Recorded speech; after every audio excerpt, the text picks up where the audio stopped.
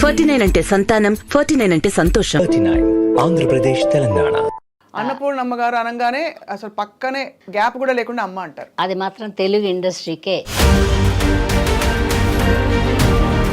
ఇప్పుడు రకరకాల అమ్మలు కనిపిస్తున్నారమ్మా. మీకు అమ్మ అంటే ఫస్ట్ గుర్తొచ్చే గుణం ఏమిటి? అమ్మ అంటే గుర్తొచ్చే గుణం కొంచెం సహనం, కొంచెం ప్రేమ, కొంచెం కోపం, మిశ్రమంగా ఉండాలి అన్నీ. భగవంతుడు ఇంత నాకు ప్రసాదించాడు అందులో. అయితే అదే ఆశ్చర్యం, మీరు అంత మంచి హీరోయిన్ గా పెట్టి ఉమ్. తర్వాత క్యారెక్టర్ రోల్స్ కి షిఫ్ట్ అయిపోయారేంటా? హీరోయిన్ గా బాగుండనని ఒక అభిప్రాయం నాకు. మీకు అభిప్రాయం అంటే ఎలా?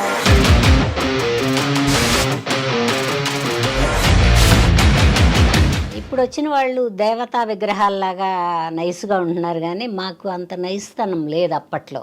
ఏదైనా అంతే కదా. అండ్ మీకు సంస్కారం స్వతహాగా అమ్మగారు నేర్పించారు. మా అమ్మ మాస్టర్. అమ్మని ఎంత తలుచుకుంటున్నారమ్మా ఇవాడ? నిజంగా కూడా అమ్మ. ఇప్పుడు కూడా మా అమ్మ ఇంకా ఎప్పుడో ఫోన్ చేస్తుంది అనేది ఉంది.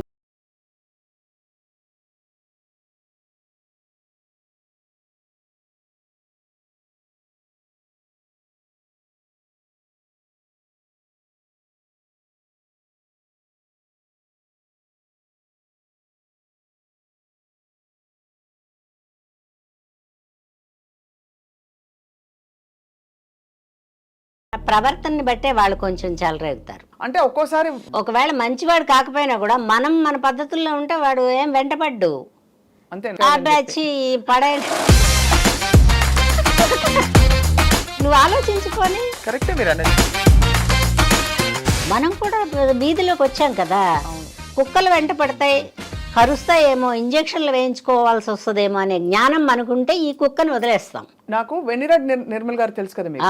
ఆవిడని ఇంటర్వ్యూ చేసినప్పుడు ఆవిడ చెప్పారు, అర్ధరాత్రి ఎవరో ఒక హీరో గారు, ఆవిడ మన ఇంటర్వ్యూనే చెప్పారు, వచ్చి టప టప టప అవన్నీ ఉంటాయి రా సార్. 2 గంటలకి డోర్ కొట్టారట. మంచాడే 2ంటికి వచ్చాడు, కాసేపు అన్న నిద్రపోయింది కదా, ఆడు పందరాడు కొట్టాడు అనుకో తెల్లవారులు. అట్లాంటివి అందరికీ జరుగుతాయి. మనం ఏంటని వాడికి తెలియనప్పుడు వాడికి అకృతి వాడిది. ఇప్పుడు మిమ్మల్ని ఎప్పుడైనా ఎవరైనా ఇష్టపడ్డ సందర్భాలు ఉన్నాయా? ఇష్టపడి ఉంటారు కానీ నేను నష్టపోయి ఉంటా. అంతేనా? అప్పుడు కొంచెం యంగ్గా ఉండేదాన్ని కదా, ఎవరన్నా ఇలాగే కక్కుర్తి పడతారేమో అని మా అమ్మగారు పెద్ద రాణించారు. సినిమా ఇండస్ట్రీలో స్త్రీల గురించి అది వచ్చిందా ఇది వచ్చిందా అది ఇది అని మాట్లాడేవారు. దాన్ని రమ్మని చెప్పు అంటే ఎలా అంటే నిజం కదమ్మా, కొంచెం యంగ్గా ఉండి రాదా ఇది అనే కడుపు మంట ఉండేవాడికి. అది ఇది అని మనం అనుకోవట్లేదా, అదే ఇది. అంతే. ఎయిడ్స్ వచ్చాక జాగ్రత్త పడ్డారు చాలా మంది, అదొక పుణ్యం. భయపడ్డారేమో చాలా మంది. అప్పుడు భయపడటం ఆ జబ్బు ఆడిని తీసుకుపోద్ది కదా, మన తీసుకుపోతే ఆడేమనుకోడు. స్త్రీల స్వేచ్ఛ గురించి అడుగుతున్న ప్రశ్న తప్ప మరొక విధంగా. వంటిల్లు నీది స్వేచ్ఛే కదా, అవును. బెడ్రూమ్ నీది స్వేచ్ఛే కదా, బజార్కి వస్తున్నావు పద్ధతిగా వస్తే స్వేచ్ఛే కదా, ఏం కావాలో తీసుకుని వెళ్ళొచ్చుగా. కోట్లు సంపాదించిన ఆడదానికి ఎందుకు మర్యాద ఉండదు అంటే ఆ వీక్నెస్లు అన్నీ ఇంట్లో తెలిసిపోతాయి. బూతులు అనకూడదని ఆపేసా. మనం నిజాయితీగా పనిచేసామా, నిజాయితీగా రూపాయి తెచ్చుకున్నామా, హ్యాపీగా నిద్రపోవచ్చు. మీకు పిల్లలు ఉన్నారమ్మా? లేదు, ఒక పాపని పెంచాను, పిల్ల కూడా లేదు ఇప్పుడు.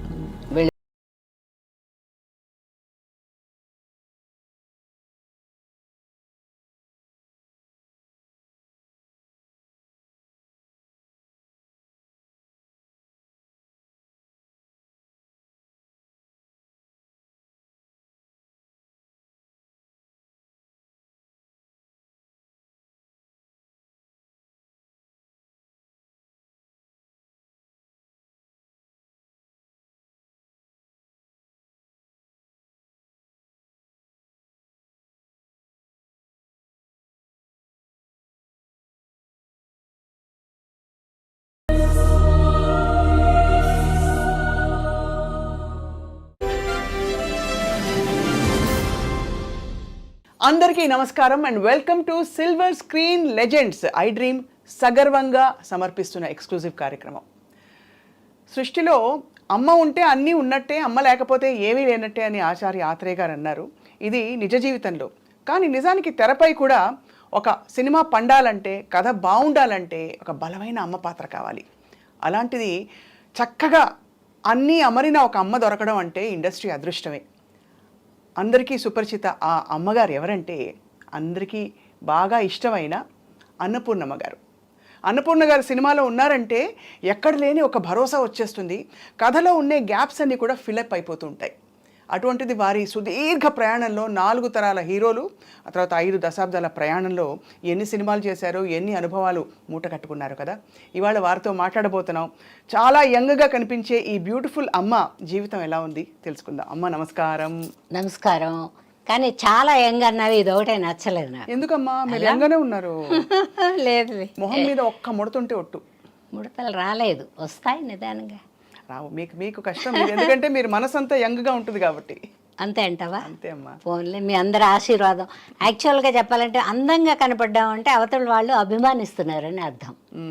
అభిమానం లేని వాళ్ళకి మనం ఎలా కనపడ్డా చూడబుద్ధి కాదు. అందుకని చూసే వాళ్ళ కళ్ళల్లో ఉండే అభిమానమే నా అందం.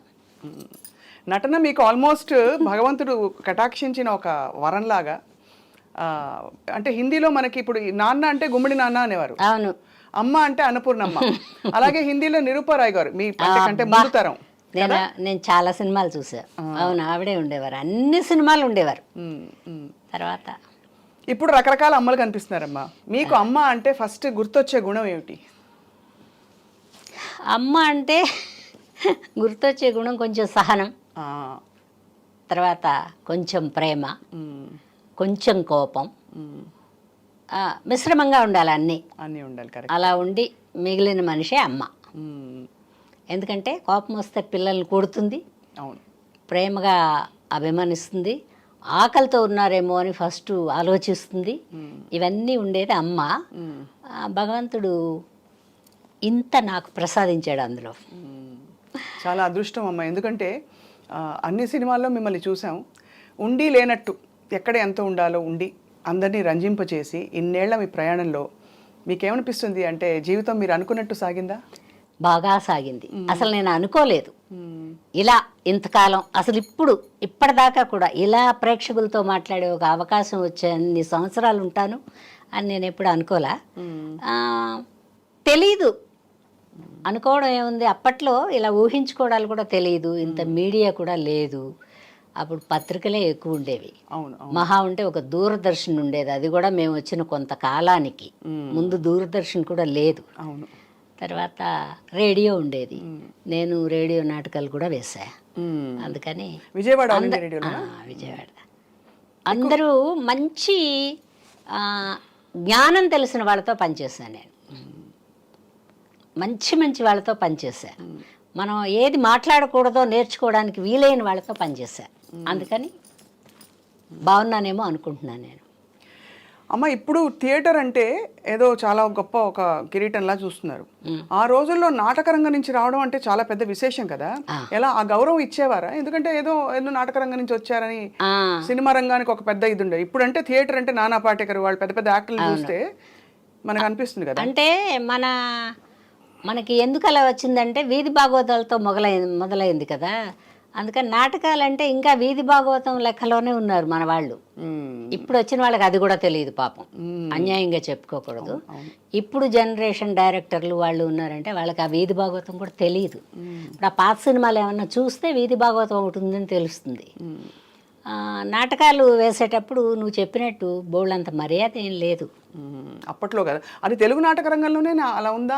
తెలుగు నాటక రంగంలోనే ఎక్కువగా ఉంది. అవును, ఎందుకంటే ఆడవాళ్ళకి పెద్ద మర్యాద మన ఇళ్లలో కూడా ఇవ్వర్లే. ఇవన్నీ నాటకాలు వాళ్ళని అనకూడదు. అవును, కరెక్ట్ కరెక్ట్ అమ్మా. అది సంస్కృతిలో అలా ఇమిడిపోయింది. ఆడ మనిషి అంటే అలా అయిపోయింది. అందుకని ఇప్పుడు జనరేషన్ వాళ్ళకి ఒక కసి వచ్చింది, ఆడవాళ్ళు అంటే తక్కువ, మేము మీతో సమానం అని. ఇప్పుడు కాదు, భూమి పుట్టినప్పటి నుంచి ఆడది మగవాడితో సమానం నా దృష్టిలో. ఎందుకంటే మగవాడు సంపాదించుకునే తెస్తాడు, ఆ తెచ్చిన పర్సుని జాగ్రత్తగా సర్ది వాడి అంతో ఎంతో మిగిల్చి అతనికి ఇచ్చి అక్కడ కోను ఇక్కడ కోను అని చెప్పేది కూడా ఆడదే. అవునవును, ముందు మర్యాద ఆడదానికే ఇవ్వాలి. అవును. సరే ఒకళ్ళు ఇద్దరు మంచి వాళ్ళు ఉండరు, అలా మగవాళ్ళు కూడా మంచి వాళ్ళు లేని వాళ్ళు ఉంటారు కదా, అంతే అంతే సమానం జీవితంలో. బట్ ఎప్పుడు ఆడది గ్రేట్ అబ్బా, మంచి మాట చెప్పి మొదలు పెట్టారు ఇవాళ అసలు. ఎప్పటికీ. మీరు ఎప్పుడు అలాగే ఉండేవారా? అంటే నేను కొంత మా అమ్మగారి దగ్గర నేర్చుకున్నా, దేనికి తొందర పట్టాలు లేవు మా ఇంట్లో. ఏదైనా నీకు ఇద్దాం అనుకుంటే ఈరోజు ఇచ్చేస్తాం, నీ దగ్గర తీసుకోవాలంటే రేపటికి పోస్ట్పోన్మెంట్ వేస్తాం. ఎందుకంటే తీసుకోవచ్చో లేదో, దీనివల్ల మనం ఏమన్నా పల్సన అయిపోతామేమో. ఇప్పుడు ఇవ్వడం ఇచ్చి అబ్బా అన్నీ అడుక్కుంటుందండి అని చెప్తారు బయట. అవును అవును. మా అమ్మగారు ఎప్పుడు అనేవాడు, ఇచ్చేటప్పుడు నువ్వు ఇవ్వు, నీ సొంతం కాబట్టి, తీసుకునేటప్పుడు ఒక సెకండ్ ఆలోచించి తీసుకో. పని చేసిన చోట తీసుకుంటా. ఇప్పుడు నేను షూటింగ్కి వెళ్ళాను అనుకో, నేను డైరెక్టర్ గారి దగ్గర కంప్లైంట్ చేయను, కానీ ప్రొడ్యూసర్ గారి దగ్గర పోయేసి అడుగుతాను, ఈ మేనేజర్లు ఎవరు కరెక్ట్గా చెప్పలేదంటే. ఎందుకంటే అది నా హక్కు. అవును కదా, పని చేయడానికి వెళ్ళాను కదా నేను, నా ఇల్లు వదిలిపెట్టుకుని నా సంసారంలో చక్కదిద్దుకునేవన్నీ వదులుకుని కదా పనికి వెళ్ళాను నేను. అంతే కదా. తర్వాత వాళ్ళు చెప్పినట్టు కదా చేస్తున్నాను నేను, అందుకని వాళ్ళని అడిగే హక్కు ఉంది. ప్రొడ్యూసరే యాక్చువల్గా ఒక తండ్రిలాగా అనుకో. నాన్నని ఎలా అడుగుతాం, నాకేమైనా వాళ్ళ డబ్బులు కావాలి నాన్న, ₹1 అయినా ఇవ్వాలని ఎలా అడుగుతాం. ప్రొడ్యూసర్ నాకు తండ్రిలాగా ఫీలింగ్, అడుగుతా. అందుకని నాకు పెద్ద ఇబ్బందులు ఏం తెలియలే. నాటకాలు వేసే నాటి నుంచి ఇప్పటి వరకు ఇబ్బందులు తెలియలేదు. ఇది చాలా గొప్ప విషయం. ఎందుకంటే నేను ఎప్పుడు అందరిని అడుగుతాను, మామూలుగా రెమ్యూనరేషన్స్ అడిగే విషయంలో లేడీసే కొంచెం ఏం మొహమాటమే లేదమ్మాయి. నేను అసలు మొహమాట పడినా, నాకు ఇంత ఇస్తే అండి, పైగా నేను ఎక్కువ డిమాండ్ చేయను, అందుకని ఇస్తారు నాకు. ఇవన్నీ సహజంగా అంటే మీకు అమరిపోయాయా? అందరికి ఫస్ట్ లో వచ్చినప్పుడు కొంత ఏదో ఫిక్స్ చేసి ఇంత ఇస్తామని చెప్తారు. కాదమ్మా, అంటే మనం ఎంటర్ అయిన వెంటనే ఎవరు ఇవ్వరు. ఇప్పుడు ఇలా ప్రోగ్రామ్ దీనికే వచ్చాం అనుకో, నేను కొత్తదాన్ని అయితే నేనేమన్నా మీ కాఫీ టీ ఇప్పించుకుని ఇక్కడ కూర్చోవాలి కదా. అవును. అందుకని బిగినింగ్లో వెళ్ళినప్పుడు పెద్ద రెమ్యూనరేషన్ ఏం లేదు, 2500 రెమ్యూనరేషన్ సినిమా మొత్తానికే. ఎంత వస్తుంది? కానీ అప్పట్లో 2500 అంటే మీరు చాలా ఎక్కువ కాదు కాదా? కాదు. అంటే అప్పట్లో ఎందుకు ఎక్కువ కాదంటే, ఒక 5000 ఇస్తే బాగుండు కదా అనిపించేది. ఇంకో 2500 ఎక్స్పెక్ట్ చేసేవాళ్ళం. వాళ్ళు ఇవ్వకపోయినా కూడా చేసేవాళ్ళం. ఎందుకంటే గుమ్మడి గారి పక్కన, రావు గోపాలరావు గారి పక్కన, జగ్గయ్య గారి పక్కన, ఇది కదా వేషాలు. వాళ్ళ పక్కన నిలబడితేనే మనం కనపడతాం. మన ఒంటరిగా వెళ్తే మన ఎవరు గుర్తిస్తారు? అవును. ఒక లెజెండరీ ఆర్టిస్ట్ పక్కన మనం నిలబడితే మనం కూడా కొంచెం కొంచెం కొంచెం కొంచెం ఇలాగ సమానంగా వస్తాం. అందుకని అది ఆశ. ఎవరండి ఫాదర్ ఎవరు? హీరో ఎలాగో కృష్ణ గారు, శోభన్ బాబు గారు, రామారావు గారు, నాగేశ్వరరావు గారు వాళ్ళే ఉండేవాళ్ళు. ఇంకెవరు కొత్తగా పెట్టి తీసేవాళ్ళు కదా. నేను ఎంటర్ అయిపోయేటప్పుడు కూడా కొత్త వాళ్ళు వచ్చారు అమ్మాయి. కొత్త వాళ్ళు ఎలా అంటే, మన విజయ నిర్మల గారి అబ్బాయి, తర్వాత ప్రదీపు, తర్వాత అప్పుడే కొత్త కొత్త వాళ్ళు వచ్చారు కొంతమంది, వాళ్ళే ఉండేవాళ్ళు. వాటికంతా 1500, అంతకంటే ఇవ్వలేము లేవు ఉమా అనేవాళ్ళు నన్ను. జంజాల్ గారు పిలుస్తారు, అంటే జంజాల్ గారు ఒక్కరే పిలిచేవాళ్ళు. అలా జంజాల్ గారు పిలిచేవారు. తదిమ వాళ్ళు అందరూ మామూలుగా అన్నపూర్ణనే పిలిచేవాళ్ళు. అసలు ఎవరమ్మా మీకు పేరు పెట్టింది అన్నపూర్ణ? నాకు అన్నపూర్ణ అని పేరు పెట్టింది సి నారాయణ రెడ్డి గారు. స్వర్గ నరకం సినిమా హీరోయిన్ చేశారు కదా, అప్పుడు పెట్టారు. స్వర్గ నరకం సినిమాలో పాటలు గుర్తున్నాయి మీకు? హరే రామ హరే కృష్ణ, ఆవిడ మా అత్తగారు చచ్చిపోయినప్పుడు పాట. ఏదో పెద్ద సాంగ్స్ ఉండేవి కాదు అప్పట్లో, కొంచెం కథలకే ఇంపార్టెంట్. దాసరి నారాయణరావు గారు తీసిన సినిమాలో అది కథే ఇంపార్టెంట్. కథ కరెక్ట్. ఒక ఆడది ఎలా ఉండాలి, ఎలా ఉండకూడదు, అదే కథ. అవును. అందుకని ఆ సినిమా అప్పట్లో 250 రోజులు 300 రోజులు ఆడింది. అన్ని లాంగ్వేజ్లు తీశారు, హిందీలో తీశారు, తమిళ్లో తీశారు. అవును అవును, గ్రేట్. చాలా పెద్ద సినిమా. అయితే అదే ఆశ్చర్యం, మీరు అంత మంచి హీరోయిన్ గా పెట్టి తర్వాత క్యారెక్టర్ రోల్స్ కి షిఫ్ట్ అయిపోయారేంటా అని. అఫ్ కోర్స్ ఇది అడిగిన ప్రశ్నే గతంలో చాలా మంది అడిగారు, కానీ నాకు హీరోయిన్ గా బాగుండనని ఒక అభిప్రాయం నాకు. అయ్యా, మీకు అభిప్రాయం అంటే ఎలా? కాదు, హీరోయిన్ అంటే ఇప్పుడు మీ అందరికీ తెలిసిన తర్వాత శ్రీదేవి, సౌందర్య, ఆ కాలంలో సావిత్రి గారు, బి సరోజ గారు, నాకు అలాగా ఉండేవాళ్ళే ఇష్టం. జమున గారు, వాళ్ళు హీరోయిన్లు. అంటే మీరు అలాంటి క్యారెక్టర్స్కి సూట్ కారు అనుకున్నారా మీరు? కాదురా, అంటే హీరోయిన్ అంటే అలా ఉండాలని అభిప్రాయం. నన్ను మరి వాళ్ళు హీరోయిన్గా పెట్టుకున్నారు, ఉత్సాహం ఏం లేదు నాకు. ఆ యంగ్ వేషాలు వేసి జీవితకాలం ఇలాగే ఉండాలి అది లేదు, అద్దాన్ని అంటి పెట్టుకోవడాలు లేవు. అవును, అదొక పెద్ద స్ట్రెస్. పైగా నాటకాలు వేరే వేశాను, అన్ని రకాల వేషాలు వేసా. ఆ స్టేజ్ మీద ఏదో వచ్చిందో రాందో ఏదో ఆడతాంగా, నేర్చుకోవడాలు ఏం లేవు. నచ్చిందో నచ్చలేదో వాడు చచ్చినట్టు కూర్చోవాల్సిందే నాటకం అయిపోయిన దాకా. వేరే ఎంటర్టైన్మెంట్ లేదు అప్పట్లో, తక్కువ. వెళ్తే సినిమాకి వెళ్ళాలి, పావలానో ₹10 పెట్టుకుని నేల మీద కూర్చుని చూస్తారు, ₹10 పెట్టుకుని. ₹10 కంటే నాటకం బెటర్ కదా, అలా వచ్చేవాడు. తర్వాత ఈ ఎంప్లాయీస్, ఈ గవర్నమెంట్ ఎంప్లాయీస్ అందరూ వాళ్ళ సరదా కోసం సంవత్సరానికి 1-2 నాటకాలు వేసేవాళ్ళు. నాకు అందుకని బాగా ఎడ్యుకేటెడ్ పర్సన్స్తోనే నాటకాలు వేశాను నేను. అందుకని అవి కూడా కొంచెం నాకు అలవాటు అయినాయేమో. ఏదైనా ఎదటి వాళ్ళని చూసే నేర్చుకుంటాం కదా స్వప్న. అవును అవును అవును. మంచి కానీ చెడు కానీ దురాశ కానీ ఏదైనా కూడా ఎదటి వాళ్ళని చూసి ఏవి మంచి ఉన్నాయో వాటిని సాధ్యమైనంత వరకు అడాప్ట్ చేసుకుంటాను నేను. ఏవి నా మనసుకు నచ్చలేదో వాటిని వదిలేస్తాను. చాలా స్ట్రాంగ్ పర్సన్ అయితే మీరు. అట్లేం కాదు అంటే అన్ని మీకు ఏం కావాలి ఏం వద్దు అని తెలుసుకోవడం అనేది గొప్ప భగవంతుడు. అంటే ఆడపిల్లల్ని ఎస్పెషల్లీ కొంచెం మా అమ్మగారి గొప్పతనం ఇదంతా కూడా. మీరు ఎంతమంది అమ్మ అసలు? యాక్చువల్లీ మేము, నీకు ఎలా చెప్పాలి, మొత్తం ఆడపిల్లలే ఎక్కువ. ఒక మగపిల్లాడు, ఒక 5 ఆడపిల్లలం, 2 లేరు, 3 ఉన్నాం. నా ముందు ఒక ఆవిడ లేదు, నా తర్వాత ఒక ఆవిడ లేదు. ఒక తమ్ముడు, 2 చెల్లెళ్ళు, నేను. మా అమ్మ అందరినీ అలాగే పెంచింది. మా అమ్మ బతికున్న రోజులు ఆవిడ అలా చూస్తే ఆగిపోయేవాళ్ళం మేము. వెళ్ళొద్దు అంటే 60 ఏళ్ళు దాటినా కూడా వెళ్ళారు కదా నేను ఎక్కడికి. వద్దే, ఎందుకు తొందర నీకు, వద్దు అంటే ఆగిపోయేదాన్ని. అందులో ఒకవేళ ఉత్సాహం ఉన్నా కూడా అమ్మ చెప్పిందంటే ఇది కరెక్టే అనేది ఎక్కడో పడిపోయింది నాకు. అమ్మగారు అయితే ఇన్ఫ్లుయెన్స్. మా అమ్మ నెంబర్ 1, ఇంక తర్వాత ఎవరైనా.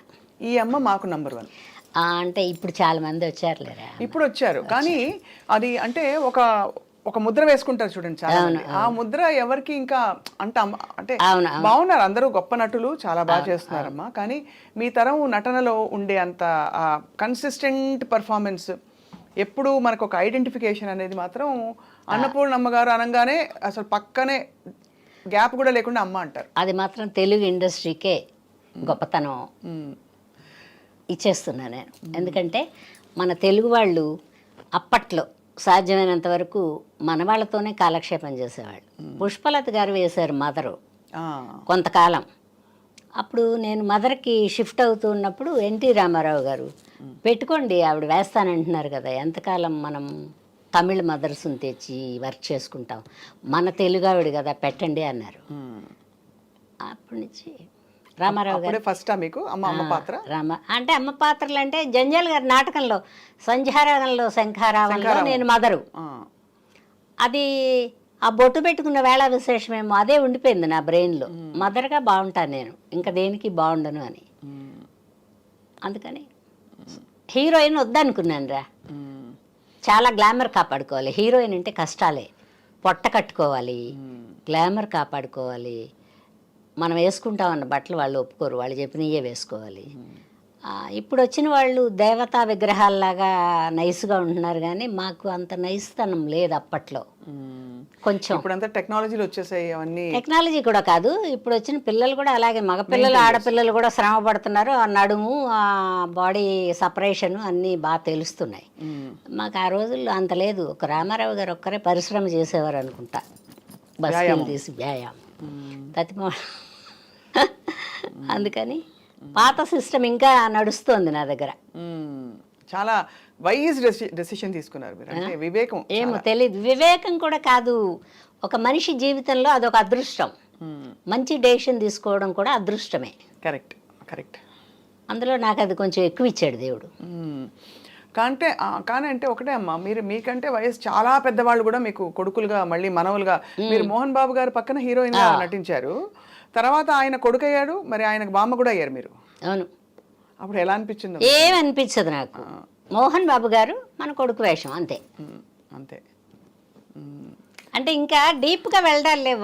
వాళ్ళు మన జీవితంలోకి రావడం, మనం వాళ్ళ జీవితం దగ్గరికి వెళ్ళడం లేదు. మనకు ఒక కొడుకు ఉంటే ఎలా, మోహన్ బాబు గారిలాగా ఒక కొడుకున్నాడు అనుకో, ఊహించుకుని క్యారెక్టర్ చేసుకోవడమే. మోహన్ బాబు గారితో నేను హీరోయిన్ వేసా, ఇప్పుడు మదరే అది లేదు నాకు.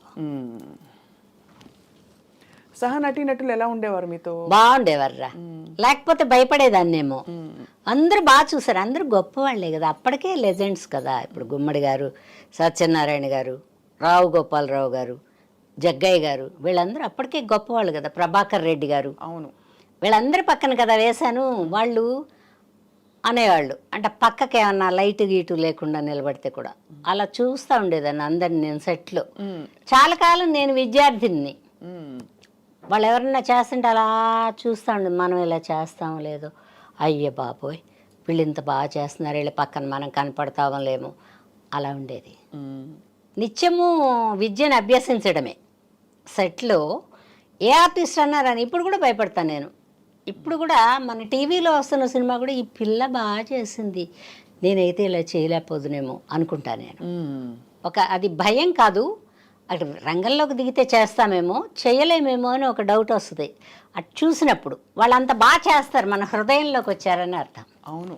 కానీ పొండమ్మ మీరు 600 సినిమాల పైన చేసాం. ఎన్ని చేసినా కూడా ఎప్పుడు కూడా నటన అనబడేది ఎప్పటికప్పుడే నూతనంగా ప్రారంభించాల్సిందే. రాత్రి పడుకుని పొద్దున్న లేస్తే పళ్ళు తోముకుని ఎలా రెడీ అవుతామో, నటన కూడా అలా ఏదో ఒకటి నేర్చుకోవాల్సిందే.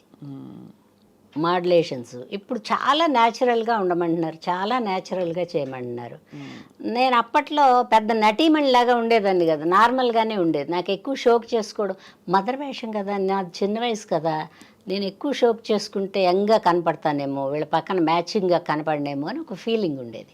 అందుకని కొన్ని చిన్న చిన్న ఆనందాలు మిస్ అయి ఉంటాను. కానీ బట్ గుడ్, నాకు ఈ ఈ వయసులో కూడా ఇంకా దగ్గరలో ఉన్నాను అనుకో. ఈ దగ్గరలో కూడా ఇంకా నేను మంచి సినిమాలు చేసా, బాగా చేసా, పెద్ద వాళ్ళ పక్కన చేసా.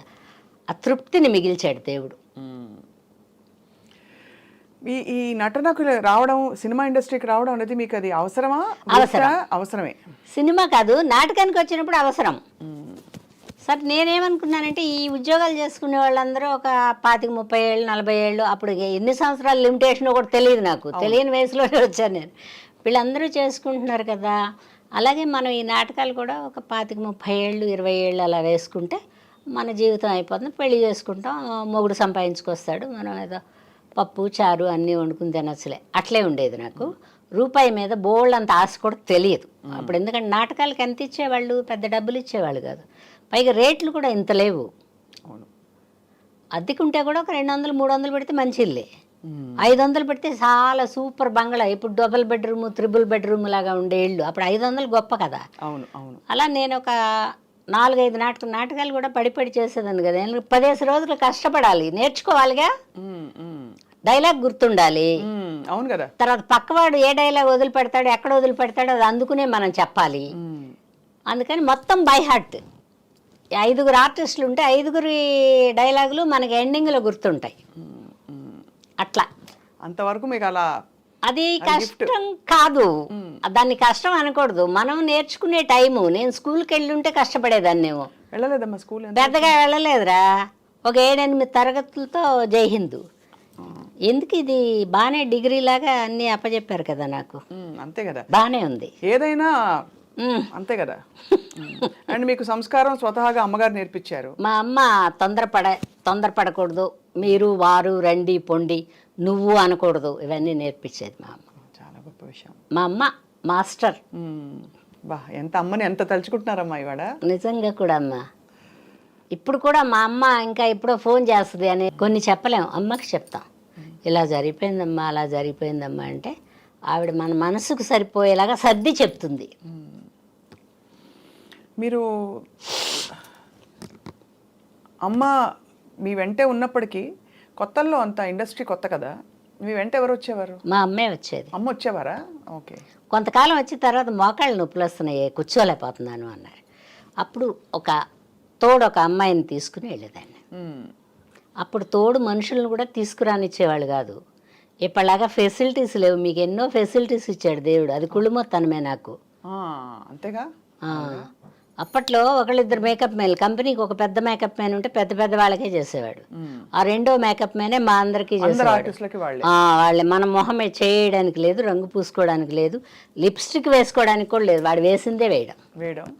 అండ్ వాళ్ళు ఏ ఫెసిలిటీస్ అంతే. కూడా ఎవరిని పెట్టుకోకూడదు అంటే అప్పట్లో అందరికీ తెచ్చుకొని ఇచ్చేవాళ్ళు, హీరో హీరోయిన్కి వచ్చేవాళ్ళు, ఎందుకంటే వాళ్ళకి కొంచెం కష్టం ఎక్కువే కదా. అవునవునవును, కరెక్టే. అందుకని అది ఆ టైంలో మీకు భయమే లేదా? అంటే ఇంతమంది మగవాళ్ళు. భయమే తెలియదు నాకు, అస్సలు భయం తెలియదు. ఎందుకంటే మామూలుగా ఇంటి పట్టు నుండి అది కూడా కొంచెం కాదురా, ఒంటరిగా ఉన్నా భయం తెలియదు, 100 మంది మనుషుల్లో ఉన్నా భయం తెలియదు. అదొకటే తీసేసాడు దేవుడు నా దగ్గర. అమ్మో భయం వేస్తుంది అనేది లేదు, చేయగలమో లేదో అనే సందేహమే అది. అంతే అంతే తప్ప అంటే మగవాళ్ళు అంటే నేను ఎందుకన్నానంటే ఏం లేదు, మగవాళ్ళు మంచి వాళ్ళేరా, మన ప్రవర్తనని బట్టే వాళ్ళు కొంచెం చెలరేగుతారు. అవునా?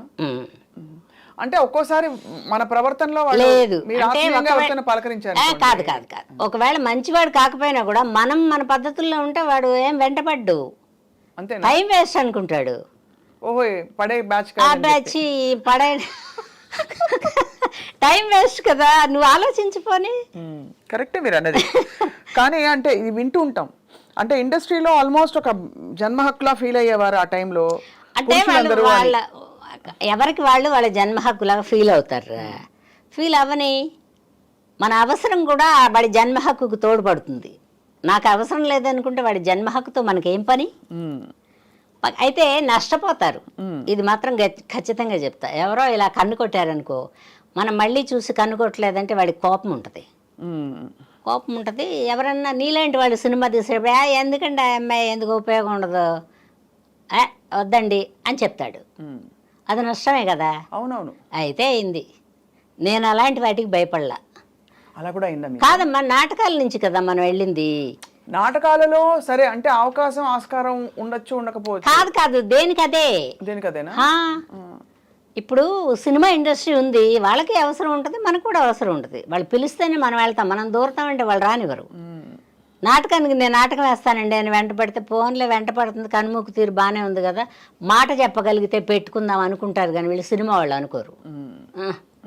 సినిమా వాళ్ళు వాళ్ళ కంటికి నచ్చాలి, కెమెరా లాగా వాళ్ళ కళ్ళు మనిషిని ఇలా ఇలా చూస్తారు, బాగుంటుందా, క్యారెక్టర్కి ఎలా ఉంటుంది అని ఆలోచించే పెట్టుకుంటారు. మనని పెట్టుకున్నా కూడా అందులో ఎవరో ఒకళ్ళు నువ్వు చెప్పినట్టు ఒక కొంటివాడు ఉంటాడు, దాన్ని కొంటితనం అంటారు. చెప్పారు ఒక నీచుడు కాదంటే నీచుడు అంటే అమ్మా ఎందుకంటున్నానంటే ఆడపిల్లలకి కాన్స్టెంట్ గా ఇదే బ్యాటిల్, అంటే చాలా కాలం ఇప్పుడు వచ్చే ఈ మీ టూ కాదు స్వప్న, మీరందరూ ఇలా మాట్లాడతారు, నాకు అది ఒకటే నచ్చలేదు. కొంటివాడనే అనాలి అవతల వాడిని, వాడి మనసులో మన ముందు విప్పి చెప్తున్నాడు. అంతేనా? కరెక్టేలేండి మీరు అన్నది. ఇప్పుడు మనం ఇంట్లోనే ఉన్నాం అనుకో, వాడు మన ఇంటి దగ్గరికి వచ్చి కొంటితనంగా మాట్లాడతాడా? మనం కూడా వీధిలోకి వచ్చాం కదా, కుక్కలు వెంట పడతాయి, కరుస్తాయేమో, ఇంజక్షన్లు వేయించుకోవాల్సి వస్తుందేమో అనే జ్ఞానం మనకుంటే ఈ కుక్కని వదిలేస్తాం. అదే అంటే కరవనివ్వకుండా. అట్లా అనుకో, ఇట్లా అనుకో, కొంటివాడు అనుకో, మూర్ఖుడు అనుకో. తర్వాత ప్రతి చోట ఈ చిన్న మనసు మెత్తబడే తత్వం మగవాళ్ళకి ఎక్కువ ఉంటుంది, ఆడవాళ్ళకి తక్కువ ఉంటుంది. అవును. ఆ తక్కువ ఉన్న ఆడవాళ్ళు బయటకు వచ్చినప్పుడు ఈ ఎక్కువ ఉన్న మగవాడు తగిలినప్పుడే ఈ గోళ్ళన్నీ జరుగుతాయి. అవును. ఆ గోల జరిగిన తర్వాత, గోల జరిగినా పర్లేదు, గోల జరిగిన తర్వాత మీరు అన్నట్టు అబ్బాయి వద్దు లాభం లేదు పెట్టుకోవద్దు ఇవన్నీ అంటారు చూడండి. అంటే మనకుండే అవకాశాలని ఒక మగవాడు పోగొట్టి కంట్రోల్ చేయడం అనేది అది నీచత్వం. పోగొడతారా, నువ్వు అక్కడికెక్కడికో వెళ్తావు. మన ఇంట్లోనే నలుగురు ఉంటే ఒకడు బాగా చదివి ఎవడో చదవలేదంటే వీడికి ఎంత బాధగా ఉండదు, ఈ సంవత్సరం వీడికి తప్పాలి, అమ్మ నన్ను తిడుతుంది అని మనం అనుకుంటామా లేదా? అది తెలిసి తెలియని తనవు తోడబుట్టిన వాడైనా కూడా బాగుపడుతుంటే వాడు మాత్రమే బాగుపడ్డాడు, మమ్మల్ని ఏమన్నా బాగు చేశాడా అంటారు. చెప్పాల్సింది ఏంటి నా ఉద్దేశంలో, మా అన్నయ్య అండి, మా తమ్ముడండి, లేకపోతే మా చెల్లెలండి గ్రేట్ అండి, అప్పుడప్పుడు మమ్మల్ని కూడా చూస్తలే, చెప్తే ఏం పోయింది నీది, అంతే కదా. ఆ లేనితనం వచ్చినప్పుడే ఈ గోళ్ళన్నీ. తర్వాత ఏం జరిగిన నష్టం లాభం అన్ని చోట్ల ఉంటుంది స్వప్న, దీన్ని పెద్దగా చూపించి లాభాన్ని తక్కువగా చూపించకూడదు. అంటే ఇది కరెక్టే, మీరు అన్నది రైటే, తప్పకుండా లాభాలు చాలా ఉంటాయి. అయితే ఏంటంటే ఈ పరిశ్రమలో కొంచెం ఇటువంటి కార్యక్రమాలు ఎక్కువ అని వినికిడి బయట. ఏం కాదు, మా పరిశ్రమే మంచిది, నువ్వు 100 చెప్పు 1,00,000 చెప్పు. అంతేనా? ఈ సంవత్సరం గ్రేట్, చిరంజీవి గారికి పద్మ విభూషణ్ అయ్యో వచ్చింది. సూపర్ లేదు అది అది ఎక్సలెంట్. అస్సలు నిజంగా కూడా అది వేరు ఆయన ప్రతిభాది కాదు ప్రతిభ మనందరి అభిమానం కూడా. అవును అవును. ప్రేక్షకులందరూ నేను కూడా బోల్ డబ్బులు పెట్టుకుని చాలా సినిమాలు చూసా ఆయన. మాట్లాడే హక్కు మనకుంటది, అవును. ఆర్టిస్ట్ని మాట్లాడే హక్కు జనానికి ఉంటుంది. ఎందుకంటే వాళ్ళ టికెట్ కొనడం మీదే మన అభివృద్ధి. అవును. వాళ్ళు 1-2 సార్లు వచ్చి చూడడమే మన గొప్పతనం. అవును అమ్మా. అందుకని చిరంజీవి గారికి ఈ సంవత్సరం హ్యాపీగా ఉండే కొన్ని అంశాల్లో ఇదొకటి. అవును, చాలా చాలా చాలా గొప్ప, అసలు అంటే అద్భుతమైన. చెడగొట్టడం నువ్వు చెప్పింది కరెక్టే, కానీ చెడగొట్టకూడదు అనేది అవతల వాడికి ఉండాలి. పోన్లే పాపం ఆడ మనిషి మగవాడైనా కూడా మగవాళ్ళ అవకాశాలు కూడా చెడగొడతారు, కాకపోతే వాళ్ళు చెప్పుకోరు పాపం. ఎలా చెడగొడతారు? వాడి క్యారెక్టర్ సరిపోడండి అంటారు. రూమ్లో అన్నది నీకు వినపడుద్దా, వాడికి వినపడుద్దా? ఒక డైరెక్టరు, ఒక ప్రొడ్యూసరు, ఒక కో డైరెక్టర్ ఎవరో ఉన్నప్పుడు అంటారు. నాకు వెన్నిరెడ్డి నిర్మల్ గారు తెలుసు కదా మీకు, ఆవిడని ఇంటర్వ్యూ చేసినప్పుడు ఆవిడ చెప్పారు, అర్ధరాత్రి ఎవరో ఒక హీరో గారు, ఆవిడ మన ఇంటర్వ్యూనే చెప్పారు, వచ్చి టప టప టప అవన్నీ ఉంటాయి రా సాయి. 2 గంటలకి డోర్ కొట్టారట. పాపం మంచాడే, 2ంటికి వచ్చాడు, కాసేపన్నా నిద్రపోయింది కదా, ఆడు పందిరాడు కొట్టాడు అనుకో తెల్లవారులు. అట్లాంటి అందరికీ జరుగుతాయి. అదే అడుగుతున్నారు ఆల్మోస్ట్ అందరికీ రా. అంటే మనం ఏంటని వాడికి తెలియనప్పుడు వాడికి అకృతి వాడిది. ఏదో ఫ్రీ, వాడేం రూపాయి పెట్టక్కర్లా, వాడేం రూమ్ వేయక్కర్లా, వాడికి అన్నం పెట్టే పని కూడా లేదు, ప్రొడ్యూసరే పెడతాడు. మా తండ్రి పెడతాడు, వీడు వచ్చి తలుపు కొడతాడు. అది మీరు ఉన్నమాట చెప్పారు. ఇప్పుడు అంటే ఉంటామంటే అన్ని చోట్ల ఉంటాయి స్వప్న. ఉంటాయమ్మా, కానీ పరిసరాలని బట్టి ఇప్పుడు ఆఫీసుల్లో ఇట్లాంటివి చేసేవాళ్ళు తక్కువ కనిపిస్తారు మనకి. ఏం తక్కువ ఉండరు, ఎక్కువే ఉంటారు. అంతేనా? ఆఫీసుల్లో ఎక్కువే ఉంటారు. ఎందుకంటే ఇప్పుడు ఎక్స్పోజింగ్ అలా ఉంది. పోనీ వాడు అనొద్దన్నా కూడా అనేలాగా వెళ్తున్నామే మనం. కరెక్ట్ కదా? చాలా మీరు అంటే రెండు వైపులా అమ్మలాగా మాట్లాడారు, అర్థం చేసుకుని. నిజమే చెప్తున్నా నేను, ఒక భాగం అని చెప్పి ఎప్పుడు ఎదుటి వాళ్ళ తప్పు అనకూడదు, మంది కూడా కొంచెం ఉంటుంది. కరెక్ట్. మన అత్యాశ. ఇప్పుడు మిమ్మల్ని ఎప్పుడైనా ఎవరైనా ఇష్టపడ్డ సందర్భాలు ఉన్నాయా? ఇష్టపడి ఉంటారు, కానీ నేను నష్టపోయి ఉంటా. అంతేనా? ఎందుకంటే నేను పెద్దగా బయటకు వచ్చేదాన్ని కదా, అప్పుడు కొంచెం యంగ్గా ఉండేదాన్ని కదా, ఎవరన్నా ఇలాగే కక్కుర్తి పడతారేమో అని మా అమ్మగారు పెద్ద రాణించారు. అంతేనా? మా అమ్మగారు దేనికి ఆ 100 రోజుల ఫంక్షన్ కూడా పంపించేవాళ్ళు కాదు మా అమ్మగారు. మా అమ్మగారు నాకు ఓ మాట చెప్పారు, వెళ్తావే బాగానే ఉంటుంది, నువ్వు ఆనందంగానే ఉంటుంది, అక్కడ వాళ్ళు మందు గిందు ఏమన్నా తాగి చేయి పట్టుకున్నారనుకో, నువ్వు ఎదిలించుకుని వచ్చినా తప్పే, నువ్వు ఎదురు తిరిగి గబికిన తాగి ఉన్నాడు ఒక దెబ్బ కొట్టినా తప్పే, తర్వాత మన ఊరు వెళ్ళిపోవాల్సి వస్తుంది. అందుకని ఈ 100 రోజుల ఫంక్షన్కి వెళ్ళకపోతే నిన్నెవరేమనకుండా ఉంటారు కదా. నేను మదర్ వేషాలు కదా అప్పుడు వేసేదాన్ని, మేకప్ తీస్తే బాగానే ఉండేదాన్ని, ఎవరన్నా చెయ్యి పట్టుకునే లెవెల్లో ఉండేదాన్ని, బట్ చెయ్యి దొరకకుండా తిరిగా నేను. అది కూడా నష్టమే అమ్మా. నష్టమేరా, చెప్తున్నాగా నీకు నేను. గాంధీ గారు ఏమన్నారు, 12 గంటలకు అర్ధరాత్రి ఆడది స్వేచ్ఛగా తిరిగినప్పుడే స్వాతంత్రం. ఆ స్వేచ్ఛగా మా తల్లుల కాలం నుంచి వాళ్ళు బయటకు వచ్చేవాళ్ళు కాబట్టి స్వేచ్ఛ లేదు. ఇవాళ మనం అర్ధరాత్రి అన్నపొద్దు షూటింగులకనో లేకపోతే ఆఫీసులకనో వెళ్తున్నాం కాబట్టి ఇప్పుడు అర్ధరాత్రి స్వతంత్రం. కానీ వాళ్ళు బయటకు వచ్చేవాళ్ళు ఆడవాళ్ళు. ఎందుకు స్వతంత్రం కావాలి ఆడదానికి? నీకు 12 తర్వాత ఏం పని అంటే అలా మరి చెప్పు. పని కట్టుకుని బయటకు వెళ్ళాలని కాదు, కానీ మీకు ఇప్పుడు షూటింగ్ ఉంది, లేదు ఒక మంచి షూటింగ్ పక్కడ్బందీగా పంపిస్తారు. నేను నాటకాలు వేసే రోజుల్లో తెల్లారుజాము దాకా రిహార్సల్ చేసేదాన్ని.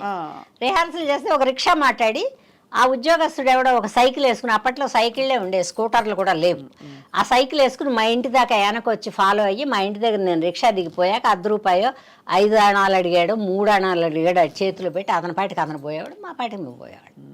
కరెక్టే. అది కూడా ఎలాగా ఏమండి మీరు తెల్లారుజాము దాకా అంటున్నారండి, మీరు రిక్షా ఎక్కిచ్చేస్తే నేను మా ఇంటికి రాలేను. ఎందుకంటే అప్పుడు కొట్లాట్లు ఎక్కువ జరిగాయి పెదవాళ్ళం.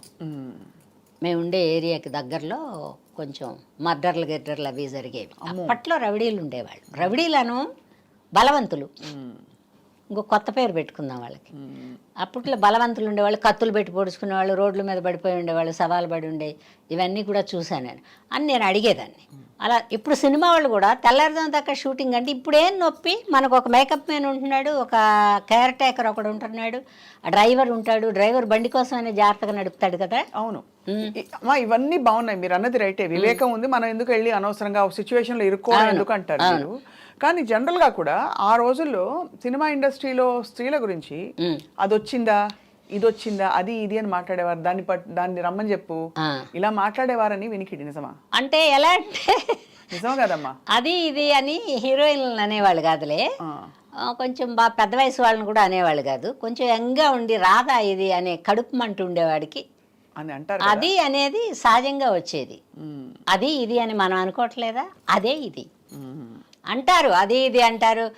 ఇంకా బూతులు స్క్రీన్ మీద మంచిది కాదు కాబట్టి అంటలేదు, కానీ దాని బాగా బలుపయ్యా, దానికి ఉన్నంత బలుపు ప్రపంచంలో ఎవరికీ లేదు, ఇట్లా కూడా మాట్లాడతారు. అవన్నీ వినకూడదు మనం.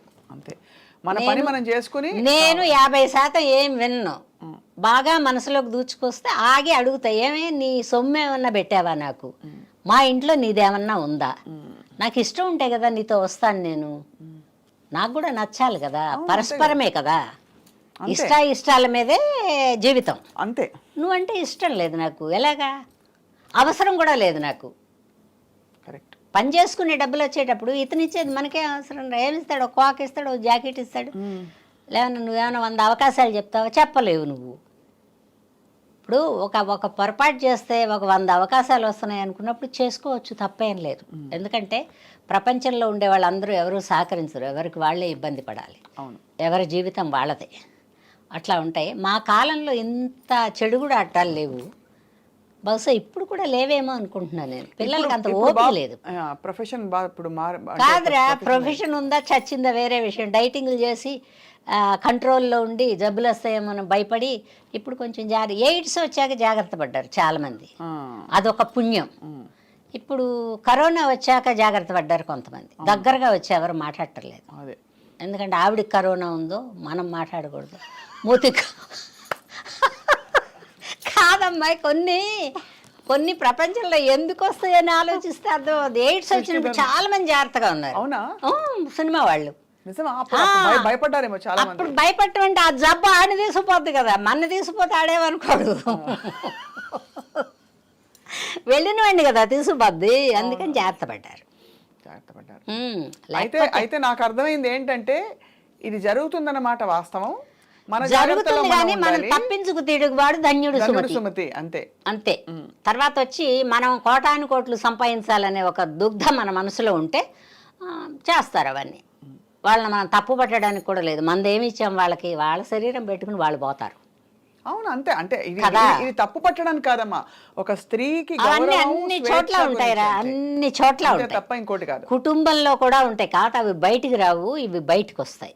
మీ పేపర్లు, మీ మీడియాలు, మేము అన్నీ ఉన్నాయి కదా, అందుకని మన జీవితాలు రోడ్డు మీద పడతాయి. కానీ అన్ని చోట్ల ఇళ్లల్లో కూడా ఉంటాయి.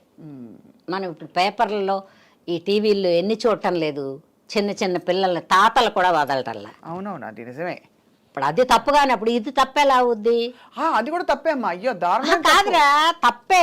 బట్ ఆ విచక్షణ ఆ వయసులో ఉండి ఉప్పు కారం తక్కువ తిని కర్ర పుచ్చుకుని నడిచేవాడికే లేదంటే ఇక్కడికి వచ్చేదంతా యంగ్ బాయ్స్ కదా.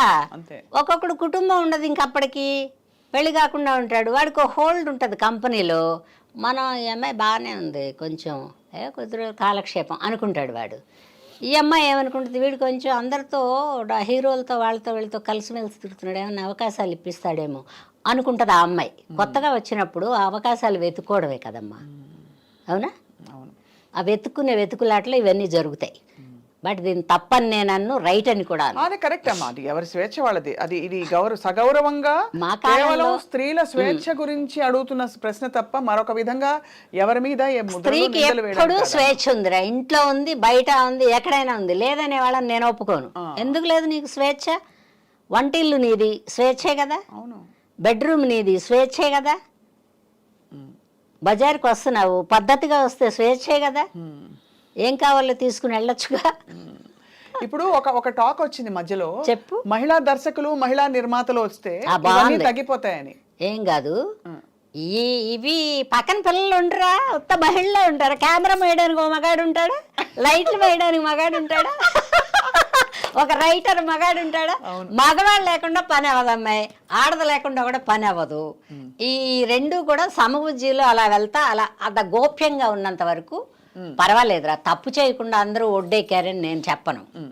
ఎవరైనా ఒకటో అరో రెండో తప్పులు చేస్తాం, దాన్ని కంటిన్యూగా చేసుకోకూడదు, దానికి డప్పుచ్చుకోకూడదు. అది డప్పు పుచ్చుకుంటే వాడి జీవితం పాడైపోద్ది, మన జీవితం పాడైపోద్ది, మన కుటుంబం చెల్లారి చెదిరైపోద్ది, మన కుటుంబంలో మన మీద మర్యాద వేరే ఉండదు. సంపాదించి కోట్లు సంపాదించిన ఆడదానికి ఎందుకు మర్యాద ఉండదు అంటే ఆ వీక్నెస్లు అన్నీ ఇంట్లో తెలిసిపోతాయి. బా అంటారు, బూతులు అనకూడదని ఆపేసా. ఇక మర్యాద ఇంట్లోనే అలా అనుకుంటారు. అలాంటప్పుడు బయట ఎవరిస్తారు మర్యాద? మర్యాద ఎదురు చూడకూడదు. మనం మన మనసు నచ్చినట్టు మనం నిజాయితీగా పనిచేసామా, నిజాయితీగా రూపాయి తెచ్చుకున్నామా, హ్యాపీగా నిద్రపోవచ్చు. మీరు ఎవరైనా ప్రేమించారమ్మా? ఇప్పుడు కూడా ప్రేమిస్తా. అలా మానవ విశ్వ ప్రేమ అలాంటిది కాదు నేను అడిగి. ప్రేమించడానికి కుదరలేదు అమ్మాయి. ఎందుకు కుదరలేదంటే 13 ఏళ్ళకే నాటకాలకు వచ్చాను. అది ప్రేమ వయసు కాదు. 18 వస్తే కానీ ప్రేమ రాదు. 18 వచ్చేటప్పుడు బిజీగా ఉన్నా. తర్వాత ఈ ఉద్యోగాలు చేసి నాటకాలు వేసేవాళ్ళు, లైన్లు వేసేవాళ్ళు ఎవరు ఉండేవాళ్ళు కాదు. అప్పట్లో కుటుంబాలు, ఒక కుటుంబ స్త్రీని చేసుకోవాలి, అక్కడెక్కడో మేనగోళ్ళు ఉందా, అక్కడెక్కడో మా అమ్మాళ్ళ అవి వాటిలో ఉంటాయి. ఉద్యోగానికి వచ్చేటప్పటికే వాడికి పెళ్ళై ఉంటుంది ఆల్మోస్ట్. నువ్వు ఆలోచించు. అవును, నేను నాటకాలు వేసిందే ఉద్యోగస్తులతో. వాళ్ళందరూ పెళ్ళిళ్ళు అయిన వాళ్ళు, బ్రహ్మచారులు ఎవరూ లేరు. ఒకడు ఎవరన్నా చూసినా ఆమె రేపు నాటకానికి ఎగదొద్దురా, నువ్వు అలా చూడమాక అనేవాళ్ళు. ఆడవాళ్ళు తక్కువ నాటకాలకి. నేను కూస్తే బాగుండేదాన్ని సన్నగా, అందుకని నన్ను వదులుకునేవాళ్ళు కాదు ఎవరు.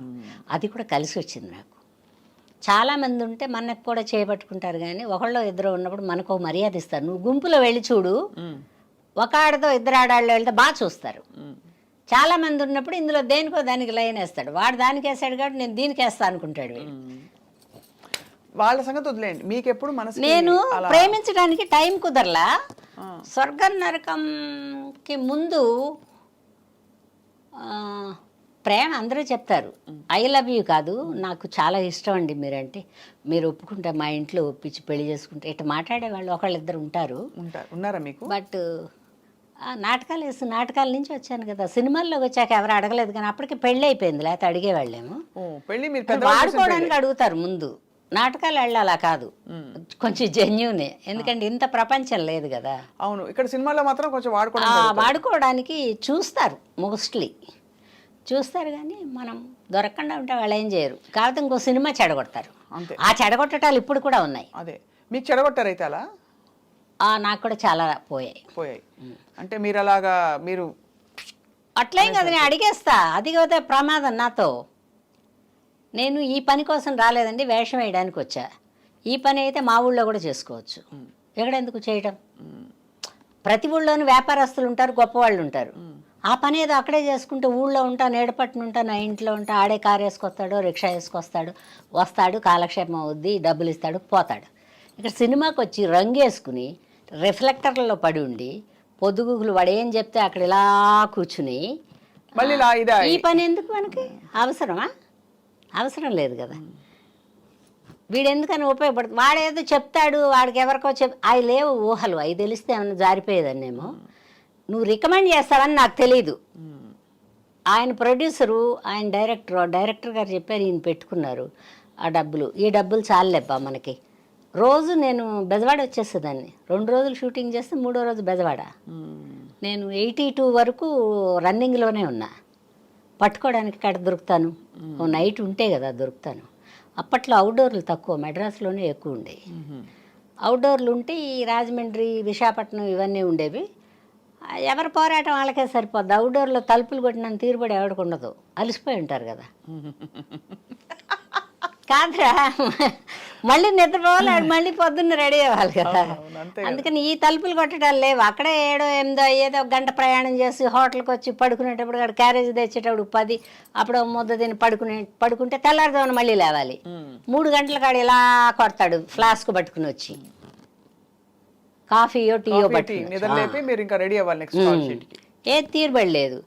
లోకల్లో ఉంటే, మెడ్రాస్లో ఉంటే ఎవరింట్లో వాళ్ళే ఉంటారు, మన ఇంటికి వచ్చి ఏం తలుపు కొడతారు? పైగా నేను బ్యాచులర్ లాగా ఒక రూమ్ తీసా, అందులో ఏమి సౌకర్యాలు సౌందర్యాలు ఉండవు. తర్వాత నాకు ఫోన్ లేదు అప్పట్లో. సెల్ ఫోన్ ఉంటే చెడిపోదునేమో, సెల్ ఫోన్ లేవు. సో మీరు అసలు టెలిఫోన్. మీ పని అయిపోయాక చిక్కడ దొరకడం అన్నమాట. చిక్కడ దొరకడం, ఎందుకంటే మన జాగ్రత్త మంది. అంతే. అయితే ఈ ప్రేమిస్తున్న చాలా మంది వెంటపడ్డారులే, అన్ని లెక్కలు ఎందుకు కానీ దరిద్రంగా ఉంటుంది. అందులో అంటే నేను పేర్లు కొంతమంది ఉన్నారో పోయారో కూడా తెలియదు నాకు.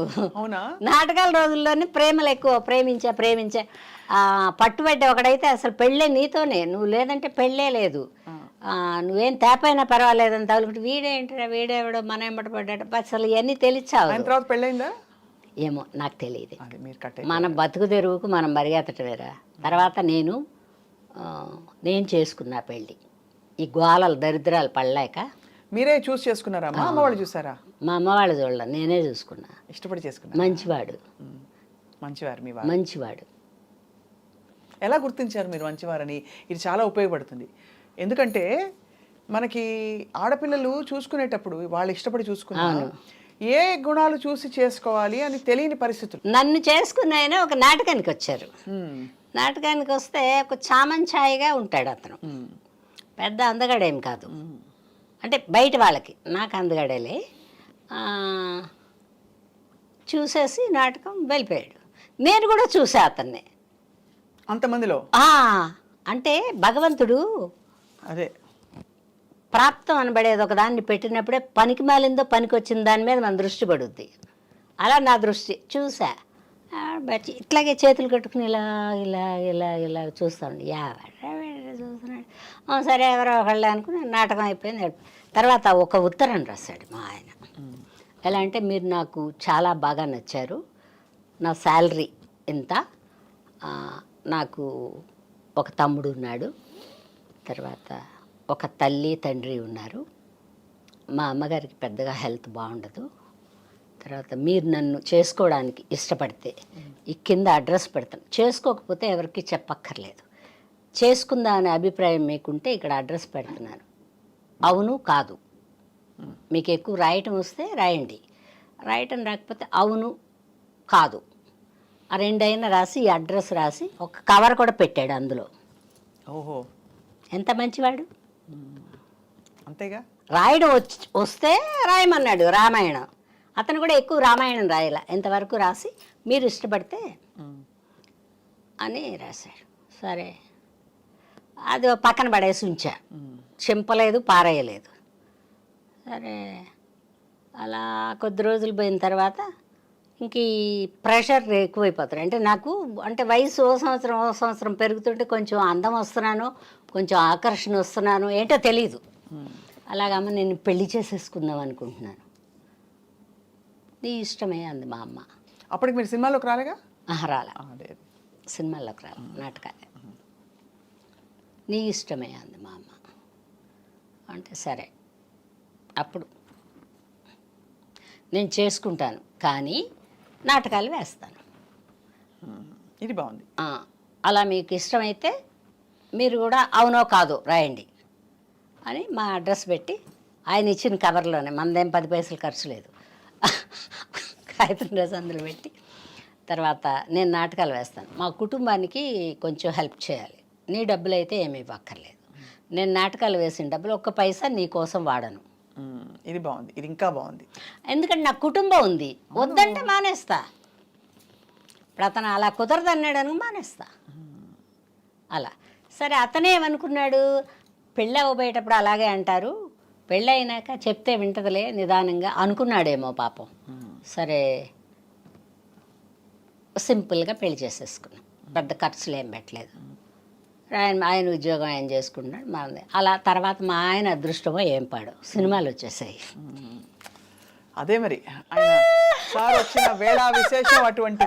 మా ఆయన వచ్చిన వేళ విశేషమే, అది మాత్రం మొహాటం లేకుండా చెప్తా. అప్పుడు మీకు కులాలు ఇవన్నీ పట్టింపు? మా ఇంట్లో అసలు కులాలే లేవు, ఒక 3, 4, 5 కులాలు కలిపి మేము. అవునా? బ్రాహ్మణ్, కమ్మ, కాపు, రెడ్డి. ఎలా అమ్మా? అంటే అమ్మ వైపు నుంచి మా అమ్మ వాళ్ళు కమ్మ వాళ్ళు, మా నాన్న వాళ్ళు కాపు వాళ్ళు, మా ఆయన బ్రాహ్మణ్. ఓ, మీ వారు బ్రాహ్మణా? అలా. కానీ మంచివాడు. కానీ మంచివారు అంటే బ్రాహ్మణులు మంచివారు కాదు. కాదు, మా ఆయన మంచివాడు, బ్రాహ్మణులు మంచివాళ్ళ కాదని అర్థమైందమ్మా, నేను ఊరికే జోక్ వేసాను. కానీ అదే అలా అలా మిమ్మల్ని ఇష్టపడి చేసుకున్నారు. ఎంత గొప్ప నేను విషయం. కూడా ఇష్టపడే మీరు ఇష్టపడి చేసుకున్నారు. చాలా అంటే ఇలా కుదురుకోవడం, అంత స్పష్టత ఆ వయసులో ఆ తరంలో ఉండడం అనేది చాలా అంటే చాలా మంది ఇలాగా ఈ ఫీల్డ్లోకి వచ్చి పాడైపోయిన వాళ్ళని ఎక్కువ మందిని చూశాను నేను, మాకు తెలిసిన వాళ్ళని. ఈ నాటకాలు వేసే ఆడవాళ్ళు కానివ్వండి మోసం చేస్తారా. అందుకనే ఇన్నిసార్లు అడిగానమ్మా నేను, ఏదో ఎవరి మీద ఏదో ఎదటివాడు మోసం చేస్తాడరా అని చెప్తున్నాను, కానీ మోసపోయే గుణం మనలో కూడా ఉంటుంది. తల్లి తండ్రి ఒక అన్నదమ్ముడు తప్ప ఎవరు చెప్పింది మనం అంత తొందరగా నమ్మకూడదు. అది అనిపించదు, ఎందుకంటే ఎక్కడో ప్రేమ కొరవడి ఇంట్లో ప్రేమ తక్కువైందని. ప్రేమని మనం తక్కువ ఎక్కువ అంచనా వేయకూడదురా. ఎదిగిన కొందికి మన మీద ప్రేమ తగ్గుతుంది. ఎవరు అర్భకులు ఉన్నారో వాళ్ళని ప్రేమిస్తారు తల్లిదండ్రులు. మనకు పిల్లలకు కూడా అర్థం కానిది ఒకటి ఉంది. నువ్వు గొప్పదానివి, మీ అమ్మగారు తతిమ వాళ్ళని ప్రేమిస్తుంది, నిన్ను ప్రేమించదు. అది బతకగలదు, ధైర్యవంతురాలు. ఏమైనా నెగ్గుకొస్తుంది సొసైటీలో అనుకుంటే తీసేస్తుంది తల్లి. భర్త కూడా అంతే కదమ్మా. భర్త అంటే అది నాకు కాన్సెప్ట్ అంత కరెక్ట్గా చెప్పలేనేమో నేను. సో మొత్తానికి మీరు మీ వారు చక్కగా సెట్ అయిపోయారు కదా. చక్కగా సెట్ అయ్యారు, నేను కూడా చక్కగా ఉన్నా. మీరు ఎందుకంటే నా హద్దులు నేను దాటలేదు, ఆయన హద్దుల మధ్యలో ఒకసారి చిన్న చిన్న గొడవలు ఎప్పుడూ ఉంటాయి. ఏ విషయంలో ఇలాగ అదే మానేసేయి, ఎందుకు మన ఇద్దరం బతకలేము, వాళ్ళ మీ అమ్మగారే కదా, కొంచెం అట్లా కుదరదు. ఒక పేరు వచ్చిన తర్వాత నువ్వు చదువుకున్నావు, నీ చదువు నాకు వస్తుందా, రాదు. అండ్ అది కూడా ఇంకోటి, మనకి డబ్బులతో నిమిత్తం లేకుండా భగవంతుడు మనకు ఒక ప్రాప్తం ఇచ్చాడు. ఆ ప్రాప్తాన్ని దాన్ని వదులుకోకూడదురా. ఎందుకు వదులుకో. ఫైనల్ గా ఎలా అంటే, నేను ఎంత దుర్మార్గురాలంటే, నువ్వు ఇంకో పెళ్లి చేసుకో, ఇంటి పట్టున ఉండేదాన్ని ఎవరినైనా చేసుకుని కాపురం నువ్వు చేసుకో. అలా కూడా చెప్పారా? మొహమాటమే లేదు. అంటే దీనికి అంతటి కారణం మీరు అందుబాటులో లేరనా? అట్లా అని కదా, అంటే ఎవరైనా మొగుడు పెళ్ళం ఇంటి పట్టునే ఉండాలి, వండి పెట్టాలి, అన్నీ చేయాలి, ఇంటికి వచ్చేటప్పుడు తలుపుతే అయి ఉంటాయి కదా కోరికలు. అవును, ఎవరో మనిషిని ఎవరైనా హెల్ప్ పెట్టుకుంటారు, మీరు వర్కింగ్ ఉమెన్ లేదు అట్లా ఆలోచించరు. పెళ్ళం ఉన్నప్పుడు అలా ఎందుకు ఆలోచిస్తాడు, ఎప్పుడు ఆలోచించాడు మగవాడు. నేను అందుకని ఫైనల్గా ఒకసారి అంటే ఏం కష్టం ఉందో మనం తీర్చలేనప్పుడు మనం వదిలేయాలి కొన్ని. నా ఉద్దేశం అది. నేను నీకు కష్టం ఉందనుకో, నేను తీర్చలేనప్పుడు నీకు వదిలేసి, అది వేరే దారి ఉంది స్వప్న, ఆ దారిలో వెళ్ళు బాగుంటుందని చెప్పాలిగా. అవును, మనకి సంస్కారం అంటే అదే.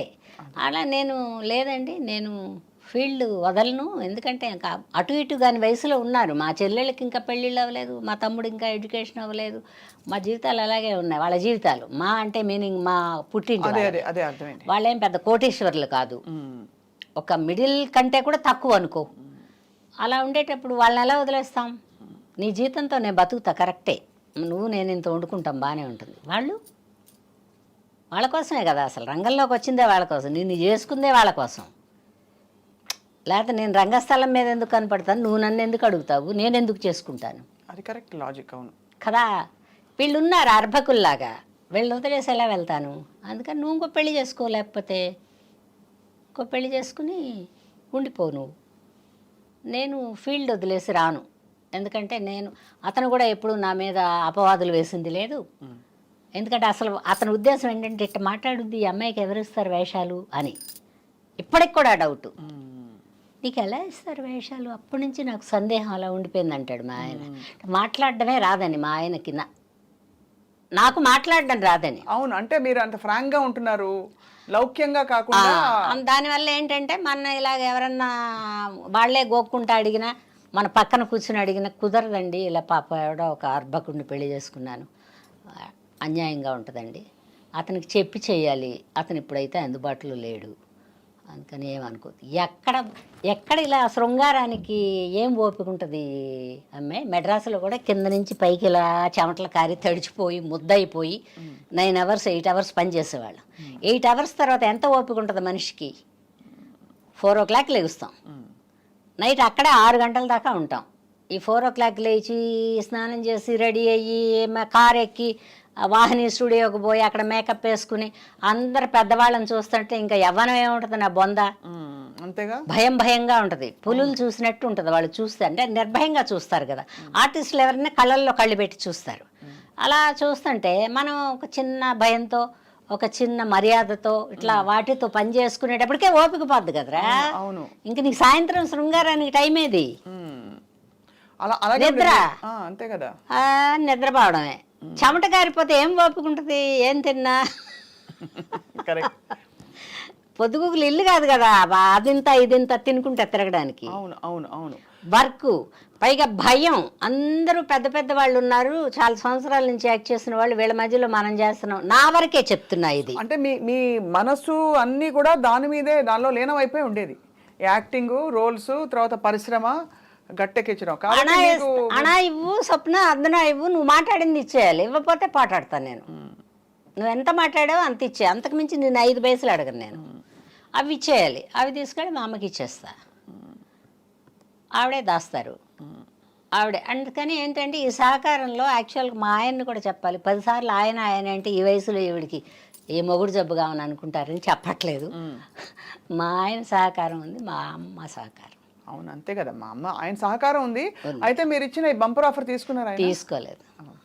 పాప రాముడండి, పాపం అలా ఉన్నాడు. ఏం పాపం లేదు, నేను మాత్రం కష్టపడలేదంటే. కానీ అమ్మ మీరు చాలా కష్టపడ్డారు. నేను మగవాళ్ళ మంచివాడు కాబట్టి వచ్చేవాడు, తనే వచ్చేవాడు. జీతంలో కొంచెం ఖర్చులు రైల్వే వాళ్ళు తీసుకునేవాళ్ళు. అప్పట్లో బస్సులు కూడా తక్కువే కదా, రైళ్ళు తక్కువే. అక్కడ ట్రాన్స్ఫర్, అక్కడ ట్రాన్స్ఫర్, అక్కడ ట్రాన్స్ఫర్, అట్లా ఉద్యోగం చేసుకుంటా. బట్ జీవితం బాగా నడిచింది, హ్యాపీ. నా వరకు నాలాగా అందరికీ జరుగుద్దని మాత్రం నేను చెప్పను. పైగా ఇలా చెప్పిందని గర్వం అనుకోవద్దు. భగవంతుడు కూడా నాకు ఓటేశాడు.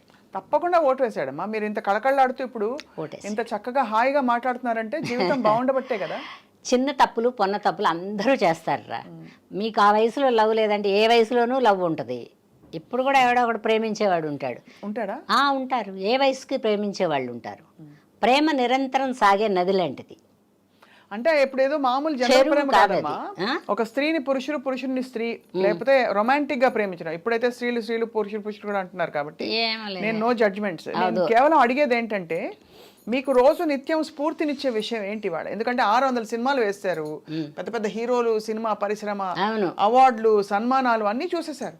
కానీ మనం నిద్ర లేచేటప్పుడు ఏదో ఒక స్ఫూర్తి, ఉత్సాహం ఉండాలి. ఇవాళ రోజున మీరు what wakes you up in the morning అంటే ఏమో రాదే, అది కూడా తెలియదు. బాగానే ఉంటాను నేను. ఇంట్లో ఒంటరిగా ఉంటే కూడా బాగుంటాను నేను. 10 మంది మనుషులు ఉంటే కూడా బాగానే ఉంటా. అంటే నన్ను నేనే అనుకుంటాను. అప్పుడు అలాగా, ఇప్పుడు ఇలాగా. మనం ఇంకా మధ్యలో కొంతకాలం సఫర్ అయ్యాం.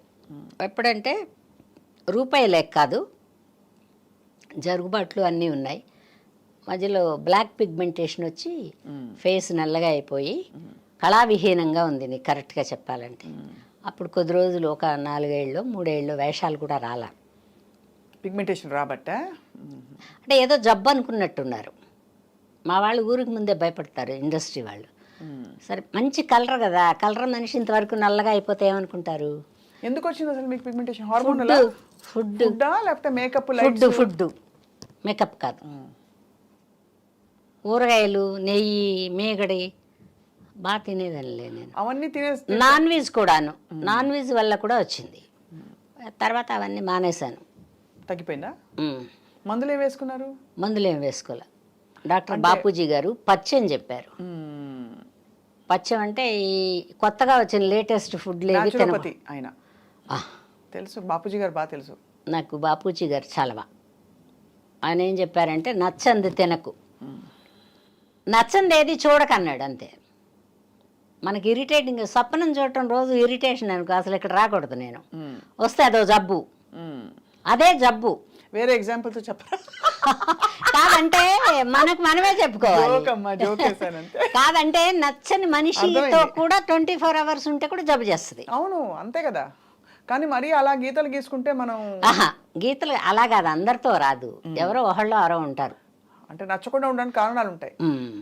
గత జన్మ విరోధం ఏదో ఉంటుంది అందులో. మీరు నమ్ముతారమ్మా అవన్నీ? నమ్ముతాను నేను. జన్మ ఉంది అంటే పిచ్చి అనుకుంటారు చాలా మంది. కాదు, గత జన్మ ఉంది. జన్మ సంస్కారాలని బట్టే మనం గత జన్మ ఉంది. నేను నమ్ముతాను. అప్పుడు అలా 3-4 ఏళ్ళు రాలేదమ్మా ఆఫర్స్ మీకు? రాలేదు. ఇప్పుడు ఏమనుకున్నానంటే అబ్బా బోల్డ్ అంత జీవితం ఉంది, బాధపడింది అప్పుడే నేను. పని పాట ఏం లేదు, ఈ వండుకోవటం, పెట్టుకోవటం, ఉండడం, బోల్డ్ అంత జీవితం ఉంది, ఎలా వెళ్ళమారుద్దబ్బా. దేవుడు ఎప్పుడు తీసుకెళ్తాడో తెలియదు. వేషాలు అయితే ఏం లేవు. ఇంటి పట్టుని అంటే చాలా కాలం రోడ్ల మీద తిరిగాక బేవర్స్ తెలివితేటలు అంటారు వాటిని. అవి వచ్చినాయి ఈ మధ్యలో నాకు. మన రోడ్డు మీదకి వెళ్ళడానికి లేదు, దరిద్రంగా ఉన్నాం. ఎవరన్నా చూస్తే ఏంటి ఇలా అయిపోయావు అంటారేమో. ఏంట్రా దేవుడా ఇలా చేసావే నా జీవితాన్ని అనుకున్నా నేను. బాధపడ్డాలే అని ఇప్పుడు తేలిగ్గా చదువుతున్నా, ఇప్పుడు బాగానే బాధపడ్డా. బట్ అదే తగ్గిపోయింది కదమ్మా, దేవుడి దయ. తగ్గిపోయింది. మళ్ళీ అప్పుడప్పుడు వేషాలకు పిలుస్తున్నారు. ఇప్పుడు కూడా అప్పుడప్పుడు పిలుస్తారు. ఈ జనరేషన్ పిల్లలు కూడా పిలుస్తారు బాగానే. ఒక రోజు 2 రోజులు పిలుస్తున్నారు. స్వప్న అంటే మీ ప్రెజెన్స్ వేర్లేండి అమ్మా, అట్లేం కాదు. వాళ్ళ అప్పుడు చూసింది వాళ్ళకి ఇంకా మనసులో అభిమానం ఉంది. వాళ్ళ పిల్లలు అయి ఉంటారుగా అప్పుడు. మా సినిమాలు ఈ పెద్ద పెద్ద హీరోలతో చెయ్యి పట్టి గుర్తింపది. అవును, పెద్ద హీరోలతో చేయకపోతే గుర్తింపు ఉండదు. అవును. ఇప్పుడు అందరూ కొత్త వాళ్ళు అనుకో, నలుగురిలో నారాయణ. అవును, కరెక్టే కదా. అలా అమ్మ మీరు అంతమందికి విశ్వానికి అమ్మ, అన్నపూర్ణమ్మ అంటే అమ్మ క్యారెక్టర్స్. అందులో బాధపడే అమ్మ, సహనం ఉండే అమ్మ ఎక్కువ. మీకు పిల్లలు ఉన్నారమ్మా? లేరు. ఒక పాపని పెంచాను, పిల్ల కూడా లేదు ఇప్పుడు, వెళ్ళిపోయింది అది కూడా. ఎలాగమ్మా? నాకు కూడా చెప్పలేదు. అట్లా అంటే కనుక్కోవాలి కదా అంటారు అందరూ. మృత్యు ఏది కనుక్కోనివ్వదు, ఏది తెలియనివ్వదు. తీసుకుపోదాం అనుకున్నప్పుడు కొద్ది రోజుల ముందే గ్రౌండ్ వేస్తుంది మృత్యు. రాత్రి వచ్చి తెల్లారి పొద్దున్నే తీసుకుపోదాం అనుకుంటా. దానికి ఏదో మెంటల్గా డిస్టర్బ్ అయింది. ఒక కూతురు పుట్టింది, ఆ పిల్లకి మాటలు రాలేదు, ఇంకా కూడా రావట్లా. మరి అలా అనుకుందో, వాళ్ళ ఇంటి లోపల ఏమన్నా ఉన్నాయా, ఏది చెప్పలా. అంటే మీరు పెంచి పెళ్లి చేశారు, అన్నీ బాగా చేశారని పెళ్లి చేస్తాం. వెళ్ళిపోయింది. పేరేంటమ్మా తంది? కీర్తి. ఎలా పెంచుకున్నారమ్మా? ఎక్కడి నుంచి తెచ్చుకున్నారు? మీ బంధువుల అమ్మాయి పాపని తెచ్చుకున్నారు. నీకు ఇంకోటి చెప్పిన, ఆ పిల్ల ఇప్పుడు మళ్ళీ మా ఇంట్లోనే పుట్టింది, మా చెల్లెల కొడుక్కి. పైగా అన్నీ అలాగే చెప్తుంది. అది రూలింగ్ అదే మా కీర్తి. ఒక 1.5 ఇయర్కి అలాగా. అందుకని నమ్ముతాను నేను. వచ్చి ఆ గుర్తులు, అది ఎక్కడెక్కడ కూర్చునేది ఇప్పుడు కూడా చెప్తుంది. ఒక్కొక్క మాట వాళ్ళ అమ్మతో చెప్తుంది. అది అంటే నువ్వు అతిశయం అనుకో, ఏమన్నా అనుకో, నేను అప్పుడు చిన్నప్పుడు అక్కడ కూర్చునేదాన్ని కదమ్మా. మా ఇంటి ఎదురుగుండా ఒక గట్టు ఉంది, అలిగితే వెళ్ళి దాని మీద కూర్చునేది. అంతా అవన్నీ చెప్తుందా ఇప్పుడు? ఎంత ఆశ్చర్యం. తర్వాత శ్రీలక్ష్మికి దీనికి ఎప్పుడు పడదు. నా కూతురికి శ్రీలక్ష్మి ఆంటీ వస్తే నాతో మాట్లాడు. శ్రీలక్ష్మి ఆంటీ నువ్వే పక్కనే పడుకుంటారు, నన్నేమో కింద పడుకోమంటావు. శ్రీలక్ష్మి ఆంటీ వస్తే నన్ను సరిగ్గా చూడవనేది. ఎందుకో తెలియదు. శ్రీలక్ష్మి కూర్చుని ఉంది. ఇది ఒక 1.5 ఇయర్ బేబీ ఉంటుంది. వాళ్ళు జర్మన్లో ఉంటారు, ఎప్పుడైనా ఒకసారి వస్తారు. ఆ పిల్ల పుట్టినప్పుడు నాకు చూపించడానికి తీసుకొచ్చారు. నేను అసలు దీనికి తెలుసుదో లేదు, ఇది అవునో కాదు, సోదిలో చెప్పింది మా పిల్ల. సోదంటే నమ్మరుగా మీరు, ఈ కాలం వాళ్ళు నమ్మరు. బట్ చెప్పింది, ఇంకా నన్ను పిలవకండి, నేను నా తోడబుట్టిన వాడి కడుపులో పుడుతున్నానని చెప్పింది. సోది అడిగితే ఫైనల్గా ఒకసారి వదిలేసాం. అది అక్కడ ఉంది. శ్రీలక్ష్మి రాలేదేంటో అంటుంది ఆ పిల్ల. అప్పటిదాకా శ్రీలక్ష్మిని చూడలా, అప్పుడే రావడం శ్రీలక్ష్మి మా ఇంటికి. శ్రీలక్ష్మి ఇలా బిత్తరపోయి పిల్ల వెంక చూస్తుంది. ఎంత ఆశ్చర్యం అసలు. ఆశ్చర్యమే. మా పాప మా ఇంట్లోనే పుట్టింది కదా. ఎంత మాట అయినా అడుగుద్ది. పైగా సుస్పష్టమైన తెలుగు మాట్లాడుద్ది. దాని రైటింగ్ కూడా ఎంత బాగుంటుందో. ఇప్పుడు ఈ పసిముండ ఇప్పుడు 3వ సంవత్సరం, అది ఏదైనా ఇలా రాస్తే నా కూతురు ఆర్ట్ బాగా వేసేది. దాన్ని అలా దింపింది ఉంది నా కూతురు. అదొక తృప్తి. ఈ పిల్ల పుట్టి ఈ సిమ్టమ్స్ అన్నీ చూసాక పోన్లే మా బిడ్డ మా ఇంట్లోనే పుట్టింది అనుకుంటా నేను. మీకు ఎన్ని అమర్చినా కూడా ఈ విషయంలో ఎందుకు నాకు చేయలేదు అని చెప్పి దేవుడితో పోట్లాడారా, బాధపడ్డారా ఆ టైంలో? పిల్లలు లేరు అన్న బాధ. ఎందుకంటే చాలా మంది పిల్లలు వద్దనుకుంటారు, అది కూడా ఓకే. కానీ మీరు పిల్లలు దేవుడితో అంటే బోళ్ళంత భక్తి లేదురా, బోళ్ళంత ప్రేమ లేదు, బోళ్ళంత భయం లేదు నాకు. 3 లేవు లైఫ్లో. కానీ ఒక బాబా అంటే ఒక నమ్మకం. ఆయన ఏదైనా ఒక సమస్య చెప్పుకుంటే తీరితే తీరుతుంది, లేకపోతే లేదు. రేపొద్దునకి గుర్తుంచడు. ఈరోజు మనం ఆయన దగ్గర చెప్పుకుంటే రేపొద్దునకి మనకి ఆ సమస్య ఉండదు బుర్రలో. చెప్తాను ఇప్పటికి కూడా, ఏదైనా ఇలా జరిగితే ఎవరన్నా ఏమన్నా అంటే ఇప్పుడు కూడా ఎవరి దగ్గర చెప్తాం? మా అమ్మ లేదు, ఎవరికి చెప్తాం? ఉంటే మా అమ్మ బుర్ర తినేదాన్ని నేను. ఇప్పుడు బాబా దగ్గర వెళ్ళి చెప్పుకుంటాను. నాదేమన్నా పొరపాటు ఉందా బాబా, ఇలా అయింది, ఈ వయసులో అవసరమా ఇలాగా అనుకుంటా. చెప్పంగానే వదిలేస్తా బాబా దగ్గర. నాకు బ్యాడ్ హ్యాబిట్ అను గుడ్ హ్యాబిట్ అన్నది. పిల్లల విషయంలో మీకు ఏమి సమాధానం వచ్చింది? బాబా ఎందుకు భారం అనుకున్నాడు ఆయన? మళ్ళీ పుట్టాలిగా, ఇది అది రిమైనింగ్ లైఫ్ ఏమో, దాన్ని అవతల జన్మ రిమైనింగ్ లైఫ్ ఏమో. అంతే, అది పూర్తి చేసుకోవడానికే కదా మళ్ళీ పుడతారు. ఆ రిమైనింగ్ లైఫ్. కాకపోతే మా పిల్లకంటే నువ్వు నమ్మవు, దాన్ని నా ఇంటికి చంకన వేసుకుని తెచ్చుకున్నప్పటి నుంచి దానికి అంటే ఇలా అయిపోద్ది ఏ పని అయినా. అది వెళ్ళిపోయే వరకు అలా అయిపోయింది. దాని ఆఖరి పుడ్డు కూడా నా చేత్తోనే తింది అది. ఇంక ఈ అర్ధరాత్రికి ఎప్పుడుకో చచ్చిపోద్దనగా కూడా నేను పెట్టింది తినేళ్ళి దాంతోనే ఉంది. రుణం, స్పిరిచువల్ సిగ్నిఫికెన్స్ మీరు చూసారు. అలిగేది ఈ పిల్ల చెప్తుంటే అవన్నీ. మా అమ్మ, నేను ఇక్కడే నిలబడితే కదమ్మా నువ్వు అన్నం పెట్టేదని వాళ్ళ అమ్మనే, మనతో కాదు వాళ్ళ అమ్మతో. నేను ఇక్కడ నిలబడితే మా పిల్లకి మా అమ్మ పప్పు వేసి నెయ్యి వేసి అన్నం పెడితే బుగ్గలో పెట్టుకుని గ్రిల్లు పట్టుకుని పైన నిలబడేది. మా అమ్మ చెయ్యి ఎండిపోతుంది అనేది అది గుర్తుంది నాకు. ఇది చెప్తుంది ఇక్కడ తినేదాన్ని, ఇక్కడ తినేటప్పుడు ఇక్కడ ఉండేదాన్ని కదమ్మా నేను, అప్పుడు నువ్వు తిట్టేదాన్ని కదా నన్ను. అబ్బా, వాళ్ళ అమ్మని అంటే మా అమ్మ గుర్తు రావట్లే దానికి. మా పాప వెళ్ళేటప్పుడు ఇంకా చచ్చిపోద్ది అనుకుంటున్నా. అది 2-వీలర్లో వస్తుంది, మా అమ్మ కార్లో వస్తుంది. మా అమ్మ అది ఎప్పుడు దెబ్బలాడుకుంటారు, వాళ్ళ గత జన్మ విరోధం ఏమో. ఇది ఇలా చూసి అమ్మమ్మ నేను ముందు పోతాను నువ్వు నా వెనకరా అని చెప్పింది. కరెక్ట్గా 1.5 ఇయర్కి పోయింది మా అమ్మ. మా కూతురు ఇలా పోయిన 1.5 ఇయర్కి మా అమ్మ వెళ్ళిపోయింది. నేను ముందు వెళ్తాను నా వెనకరా అంది. అదేంటి దొంగముండ ఇలా అంది, అదేంటి దొంగముండ ఇలా అంది అంటే అదేదో ఊరికే అని ఉంటుందిలే అమ్మా అన్నాను నేను. అన్నీ బేరీజ్ వేసుకుంటే ఖాళీగా ఉన్నప్పుడు మీకేం టైం పాస్ అంటావు కదా, ఇవన్నీ గుర్తొస్తాయి. గుర్తు చేసుకుని మీరు దాన్ని డాట్స్ని కనెక్ట్ చేసుకుంటారు. అందుకే మీరు సంపూర్ణ వివేకము ఏమో కానీరా, అన్నీ ఏది జరిగితే కూడా అది అనుకుని 5 నిమిషాల్లో జరిగేది మాత్రం కాదు. భగవద్ ఇచ్చ అంటారు అంతా. అందులో బాబా పాటలో చాలా ఉంటుంది. అందులో మన ఎదురుగుండా అసలు ఎప్పుడు కూడా మన ఎదురుగుండా దేవుడు ఏం రాడు. చిన్నపిల్లలుగా ఉన్నప్పుడు తల్లి రూపంలో ఉంటాడు, మనం బయటకు వెళ్ళిన తర్వాత భర్త రూపంలో ఉంటాడు, ఆ తర్వాత బిడ్డల రూపంలో ఉంటాడు. దేవుడు లేనిది ఎప్పుడు? అవును, మనతోనే ఉంటాడు దేవుడు. గొప్ప మాటమ్మా. అంతే, బాగుంది. ఎందుకు వచ్చాను, మనం భూప్రపంచంలో ఎందుకు పుట్టాం, ఎందుకు పెరిగాం, ఎన్ని సంవత్సరాలు ఎందుకు వచ్చినాయి అనేదానికంటే కూడా ఎంత జీవితాన్ని ఏ వయసులో ఏ చిన్న కష్టం పెద్ద కష్టం సుఖం అనబడేవి పెట్టాలో భగవంతుడు నాకు అవన్నీ ఇచ్చాడు. ఎప్పుడు సుఖం మాత్రమే ఇచ్చాడు. అవునా? అవును. మీరు అన్ని అవార్డ్స్ అందుకున్నప్పుడు సారు సంతోషపడ్డారా బాగా? అతను పాప ఆయనకి కళకి సంబంధం లేదు, ఆనందపడ్డారు. బ్యాంకులో పనిచేసేవారు. ఆయనకి పెద్ద జనంలో రావడం ఇష్టం ఉండదు. చూసావా, ఒకళ్ళకి జనంలో ఇష్టం, ఒకళ్ళకి జనంలో రాపోవడం ఇష్టం.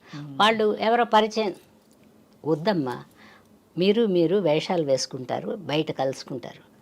ఫర్దర్గా ఎప్పుడన్నా వెళ్తే ఆయనకు ఒక చిన్న యుగో ఏంటంటే అన్నపూర్ణ మొగుడు అనకూడదు. అవును, ఆయనకే కదా, అందరికి ఉందా లేదో, ఈయనకి మాత్రం ఎక్కడో రోడ్డు మీద కనపడితే గబిక్కిని అన్నపూర్ణ మొగుడు అంటారు.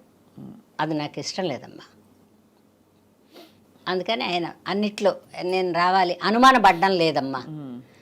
తర్వాత తెచ్చిన డబ్బులు నా దగ్గర పెట్టంటం లేదు, పెట్టమన్నా నేను పెట్టను, అది వేరే విషయం. ఎందుకంటే ఆయన జీతం ఆయనకున్నప్పుడు నా డబ్బులు ఆయన దగ్గర ఎందుకు పెట్టడం? అవును కదా.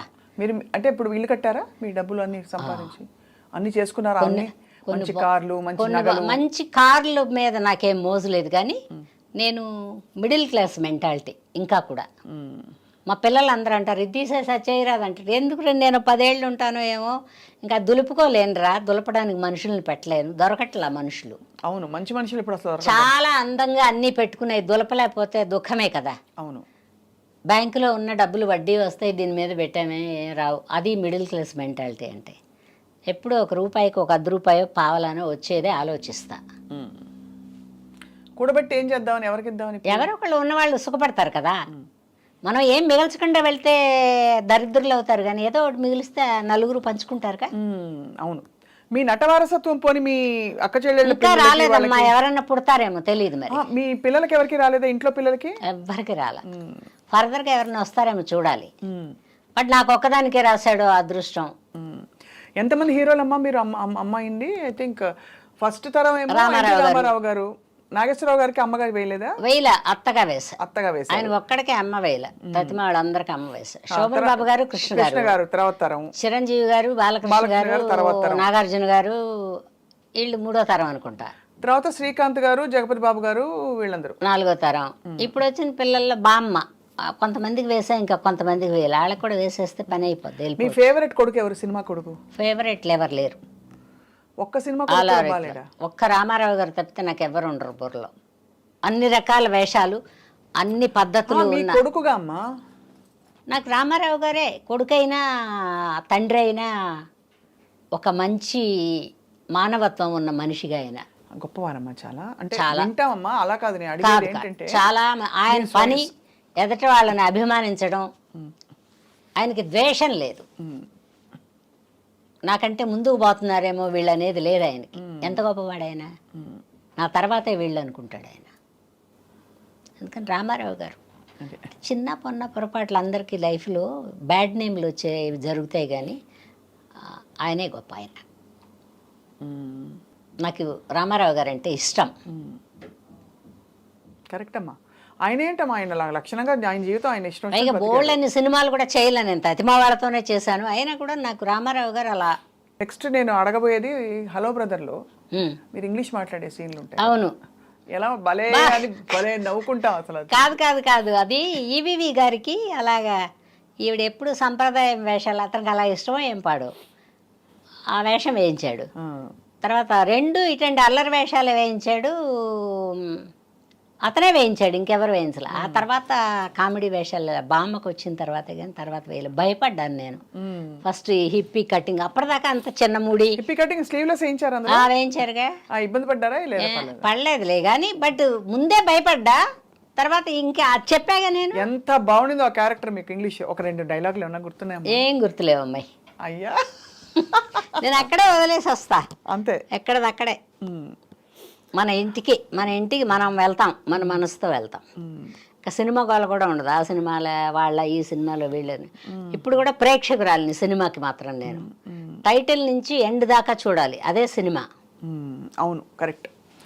కానీ నాకు ఎప్పుడు అనిపిస్తుందమ్మా, మీకంటే బాగా ఇంత అంటే ఒడ్డు పొడుగు, వయసు కూడా పెద్దవాళ్ళు, వాళ్ళందరూ చాలామంది పెద్దవాళ్ళే కదా చాలామంది, వాళ్ళందరినీ రా బాబు అని చెప్పి మీరు. అవును, అందరు పెద్ద అంటే ఎంత పెద్ద అంటే ఒక 10 ఏళ్ళన్నా మినిమం డిఫరెన్స్. అదే నాకు ఇష్టం కదా వేషం, మదర్ వేషం ఇష్టం. ఎవరో తోస్తే రాలా, నేను ఇష్టపడి ఎంచుకున్న వేషం కదా. నాకు సొంత కొడుకులాగే ఫీలింగ్ ఉంటుంది, అంతే. అది మీ గొప్పదనం. అది కాదు నిజంగా కందామంటే కూడా ఇంతమంది అందగాళ్ళని కనగలనా నేను? ఎవరో పుణ్యాత్మురాళ్ళు కానీ నాకు కొడుకు కింద అప్పచెప్పారు. రామారావు గారు, కృష్ణ గారు, శోభన్ బాబు గారు. అందరికంటే అందగాడు ఎవరమ్మా? శోభన్ బాబు గారు. అలా ఎలాగే చెప్తాం, అందం. కృష్ణ గారు బాగుంటారు. కృష్ణ గారు అసలు మచ్చలేని అందం కదా. అవును, తెల్లగా చక్కగా ఉంటారు. నాకు చెప్పాగా నేను, అన్ని రకాల అందాలు, డైలాగ్ కానీ ఏదన్నా కానీ అలా కానీ రామారావు గారు. ఆయన తర్వాత వీళ్ళందరూ. ఇతర భాషల్లో మీరు ఎందుకు విజృంభించలేదు? విజృంభించలేదంటే ఇదే నువ్వు చెప్పావు కదా, ఏంటి ఎదట వాళ్ళు కన్ను కొట్టుడు, గుద్దుకోవటాలు, అవి ఇతర భాషల నుంచి అయ్యాయి. ఇతర భాషలు అంటే మనం వేరే భాష వాళ్ళం కదా, అట్లాంటివి ఉంటాయి. అలా వెళ్ళలేని వాళ్ళకి పెద్ద అవకాశాలు తక్కువ ఉంటాయి. ఇప్పుడు మన వాళ్ళు మంచివాళ్ళు, నీకు 100% చెప్పనా, నువ్వు ఎటు నుంచి ఎటు తిరగేసినా మనమే జేబు కొట్టి పారేసుకుంటాం తప్పితే ఎదటాళ్ళ దగ్గర నుంచి తెచ్చుకోవడం తెలుగు వాళ్ళకి పెద్దగా తెలియదు. తెలుగు సినిమా వాళ్ళంత అమాయకులు ఇంకెవరు ఉండరు. ఎందుకంటే వేరే భాషలు వాళ్ళకి కోట్లు సంచుల్లో వేసిచ్చి వాళ్ళు తింటామన్నాయన్ని తినిపించి, వాళ్ళ ఊళ్ళో తింటారో సస్తారో అది వేరే విషయం, తినిపించి చక్కగా మెత్తగా ఉండే హోటల్ రూమ్స్ ఇచ్చి వాళ్ళని జీవితాలని ఎంజాయ్ చేసేలాగా చూసి విమానం ఎక్కించి పంపించి వీపి చూపిస్తారు మన వాళ్ళు. వాళ్ళది ఎందుకంటే మొహం పెద్ద అవసరం, తెలుగు రాదు కదా వాళ్ళకి. అవును అవును అవును. అప్పుడు కూడా లక్షలు ఇస్తారు. మన వాళ్ళు అంత మంచివాళ్ళు. వాళ్ళు అలా కాదు. వేరే ఏ లాంగ్వేజ్ వాళ్ళైనా ఇప్పుడు నన్నేం చేస్తారు కానీ ఫిట్టింగ్ ఏదో ఉంటుంది. మనంత మంచివాళ్ళు కాదు. మన వాళ్ళకే ఇచ్చుకోవాలి అనేది వాళ్ళకుంది, పక్క వాళ్ళకి పెడదాం అనేది మనకుంది.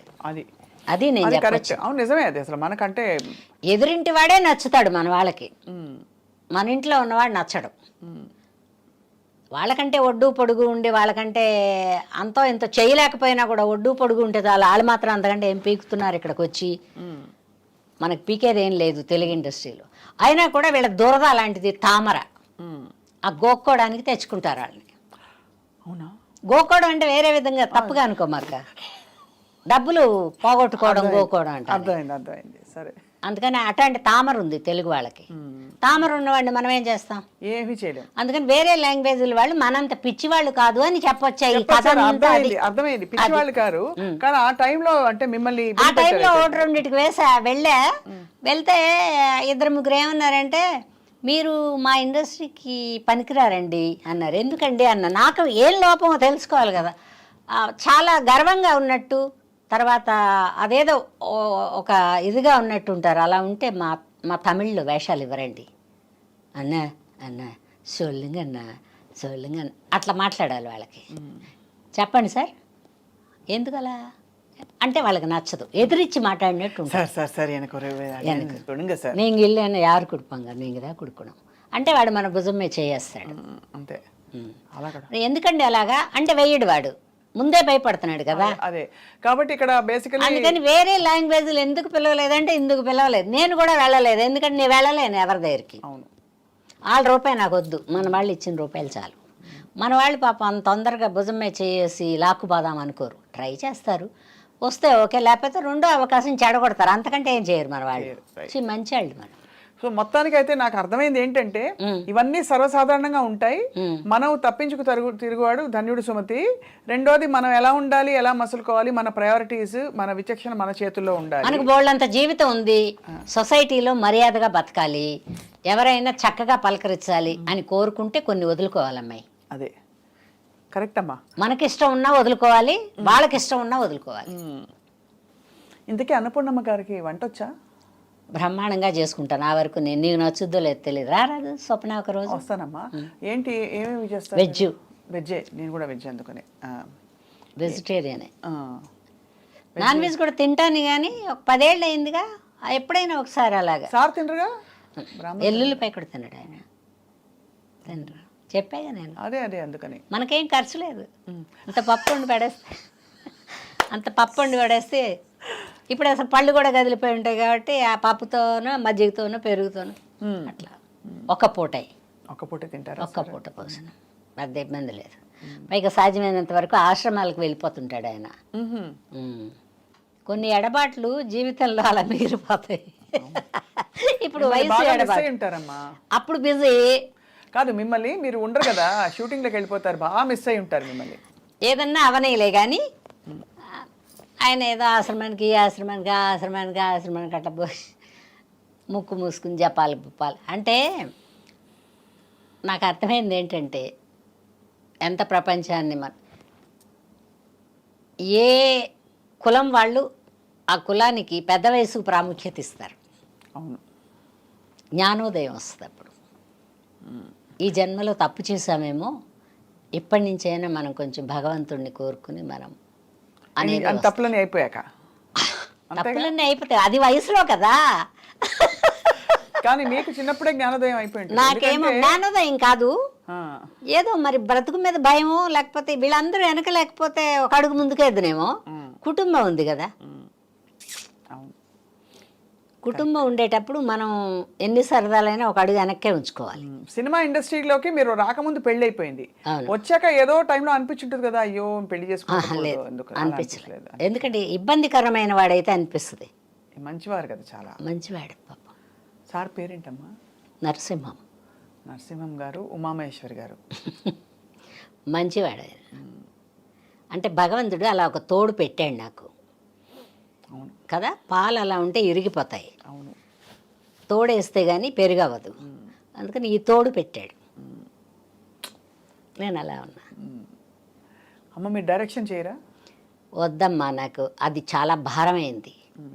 ప్రపంచంలో సినిమా ఇండస్ట్రీలో, ప్రపంచం అంటే ప్రపంచం కాదు, డైరెక్షను, ప్రొడ్యూసింగు, హీరోయిన్ చేయడం, హీరో చేయడం, ఈ 4 కష్టమైనవి. 4 పాత్రలు కష్టమైనవి. కాబట్టి అవన్నీ వద్దని చక్కగా అమ్మ అంటే ఎందుకు, వాళ్ళు పిలిస్తే వాళ్ళు చెప్తారు, మనం చేస్తాం. మనం చేసింది నచ్చితే అదే బాగుందమ్మా ఉంచంటారు.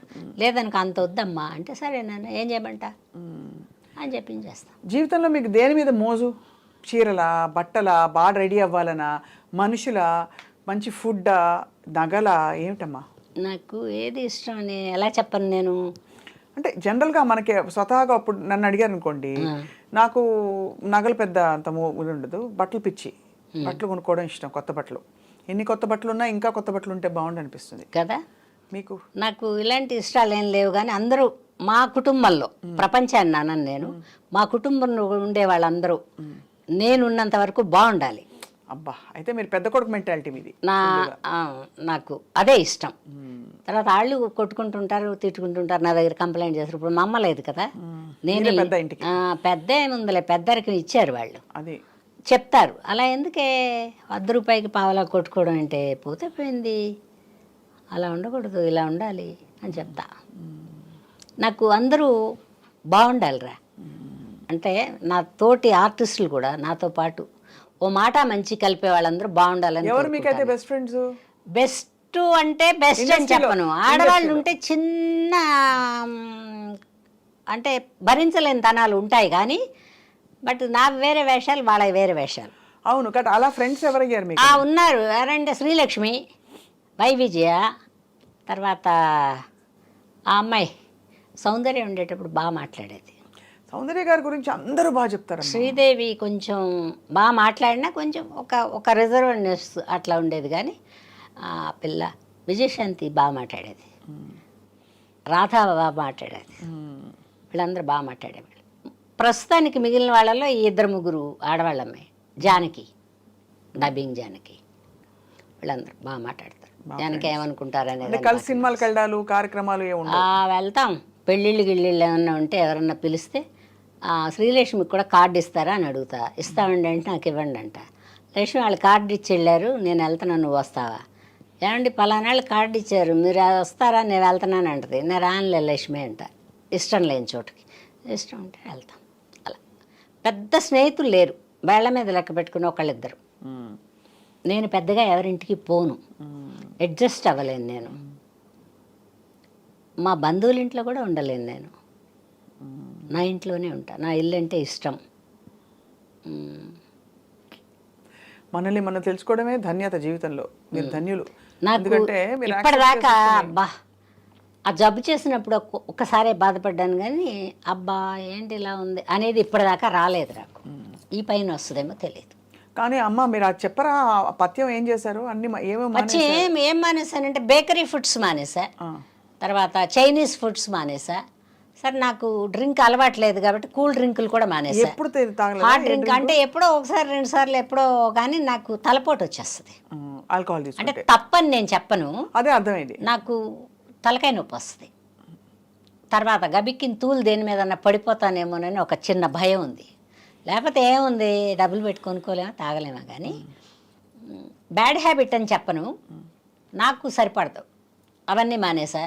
నాన్ వెజ్ లేదు, యానిమల్ ప్రోడక్ట్ ఏది లేదు పచ్చం చేసినప్పుడు. తర్వాత ఫ్రూట్స్ కూడా కొన్ని లేవు. సిట్రిక్ యాసిడ్ ఉండే ఫ్రూట్స్ కూడా లేవు. తింటే అరటిపండు, చింతపండు లేదు, నిమ్మకాయ లేదు, తర్వాత ఉసిరికాయ లేదు. ఇట్లా కొన్ని కొన్ని వస్తువులు మానేయమన్నారు ఆయన. ఆ మానేయడం ఒక 10 ఏళ్ల పాటు మానేసి ఉంటా. మానేశాక నార్మల్ కలర్ వచ్చేసా. ఇప్పుడు తింటా, కొంచెమే తింటా. ఇప్పుడు చక్కగా ఉన్నారు, హాయిగా నవనవలాడుతూ అది చక్కగా తింటా. మెరుస్తూ. పైగా నాకు పెద్ద హోటల్ ఫుడ్స్ పెద్ద తినను నేను. సాధ్యమైనంత వరకు నేనే వండుకుని డబ్బాలో మంచి పెట్టి వేడి అన్నం. ఇంతకు ముందేమో కుక్కర్ పెట్టుకెళ్ళి అక్కడే వండుకునేదాన్ని. పాని తినే పిడికిడి ఈ మధ్యలో వచ్చింది అది. ఇంటి దగ్గర వండుకుని బాక్సులో పెట్టుకుని ఏమన్నా వండితే కూర వండుతా, వండకపోతే 2 ఊరగాయలు పెట్టుకుని ఒక నెయ్యి డబ్బా పెట్టుకుని వెళ్తా. అక్కడ ఏమన్నా సాంబార్ కానీ రసం కానీ ఏమన్నా వాళ్ళు క్యారేజీలు వస్తాయిగా ఉంటే ఆ ముక్కలతో కొంచెం సాంబార్ వేసుకుని తినేస్తాను. Happies, all happies. హ్యాపీ. ఫుడ్కి ఏం కంగారు లేదు. తర్వాత దేని మీద అబ్బా ఇది తినకపోతే బతకలే అది లేదు నాకు. ఉంటే తింటా, లేకపోతే లేదు. పైగా ఇదేమైనా జబ్బు చేస్తుంది అనుకుంటే పోస్ట్పోన్మెంట్ వేస్తాను దానికి. నేను ఇంకోసారి తింటా అని దానికి చెప్తా, ఆ ఐటెంకి చెప్తా. అంతే, ఇది నేను ఇంకోసారి తింటాను ఫీల్ అవ్వద్దని. బాగున్నావు కానీ ఇంకోసారి తింటా అని. కాదంటే అది మనం చెప్పుకోవడం. అంతే కదమ్మా, అంతే అంతే. జబ్బు చేస్తుంది అనుకుంటే తిననురా. ఎందుకంటే ఇది తినే వయసు కూడా కాదు. అందుకని పరిగెత్తే వయసులో దాక్కుని వేషాలు వేసా. దాక్కుని మీనింగ్ అదే పెద్ద రోడ్డు మీదకి అలా రాకుండా. ఒక మిడిల్ వయసు వచ్చిన తర్వాత దాక్కోవాల్సిన అవసరం లేదు, కానీ వెళ్ళలేము. ఇంట్లో ఏవో ఒక బాధ్యతలు పనులు అట్లా ఉన్నాయి. మా అమ్మాయి వెళ్ళిపోయిన తర్వాత, మా అమ్మ కూడా వెళ్ళిపోయిన తర్వాత ఇప్పుడు అసలు పెద్దగా ఎక్కడికి వెళ్ళబుద్ధి కావట్లా. ఉంటే వర్క్, అది కూడా ఎందుకంటే అందరూ కనపడతారు, కొత్త కొత్త వాళ్ళు వస్తారు. వాళ్ళు ఎలా ఉన్నారు, మనం వచ్చిన రోజుల్లో మనం ఎలా ఉన్నాం, వీళ్ళు ఎలా, అట్లా కంపారిజన్. దానికని వెళ్తా. అప్పుడప్పుడు అంటే నెలకు 5 రోజులు 10 రోజులు పని చేస్తా. వాళ్ళ 5 రోజులు 10 రోజులు పని లేకపోయినా ఏం బాధపడను నేను. చెప్పాక నేను ఏ వయసుకి ఏమి ఇవ్వాలో అవన్నీ ఇచ్చేసాడు దేవుడు నాకు. భగవంతుడు. అవును, ఇప్పుడు కూడా నాకు అన్నీ ఇచ్చాడు. ఉంటే వర్క్ చేస్తా, లేకపోతే కూడా ఎవరిని అడగడాలు మర్చిపోయా ఇట్లా అంతా రావు నాకు మాటలు. అద్భుతమైన జీవితం అమ్మ మీది. కానీ మరి ఇంకా మీరు ఎంత బాగా కనిపిస్తున్నారంటే ఇవాళ మీరు ఇంకా కనీసం ఒక 10 ఏళ్ళు యాక్టింగ్ చేయాలి కనీసం చెప్తాను. ఏమో నేను నోటొచ్చాను అలాగే, కానీ చేస్తే ఎందుకంటే వెబ్ సిరీస్ లో అప్పుడు పరిపూర్ణమైన జీవితం అయిపోతుంది. చేసా నేను, వెబ్ సిరీస్ చేసా, సీరియల్స్ చేసా, నాటకాలు చేసా. మధ్యలో 3 ఏళ్ళు కూడా ఊరికే ఉండలా, సీరియల్ చేసా. ఆ 3 ఏళ్ళు మధ్యలో వేషాలు రానప్పుడు వాళ్ళకి అందంగా కనబడ్డా అమ్మాయి.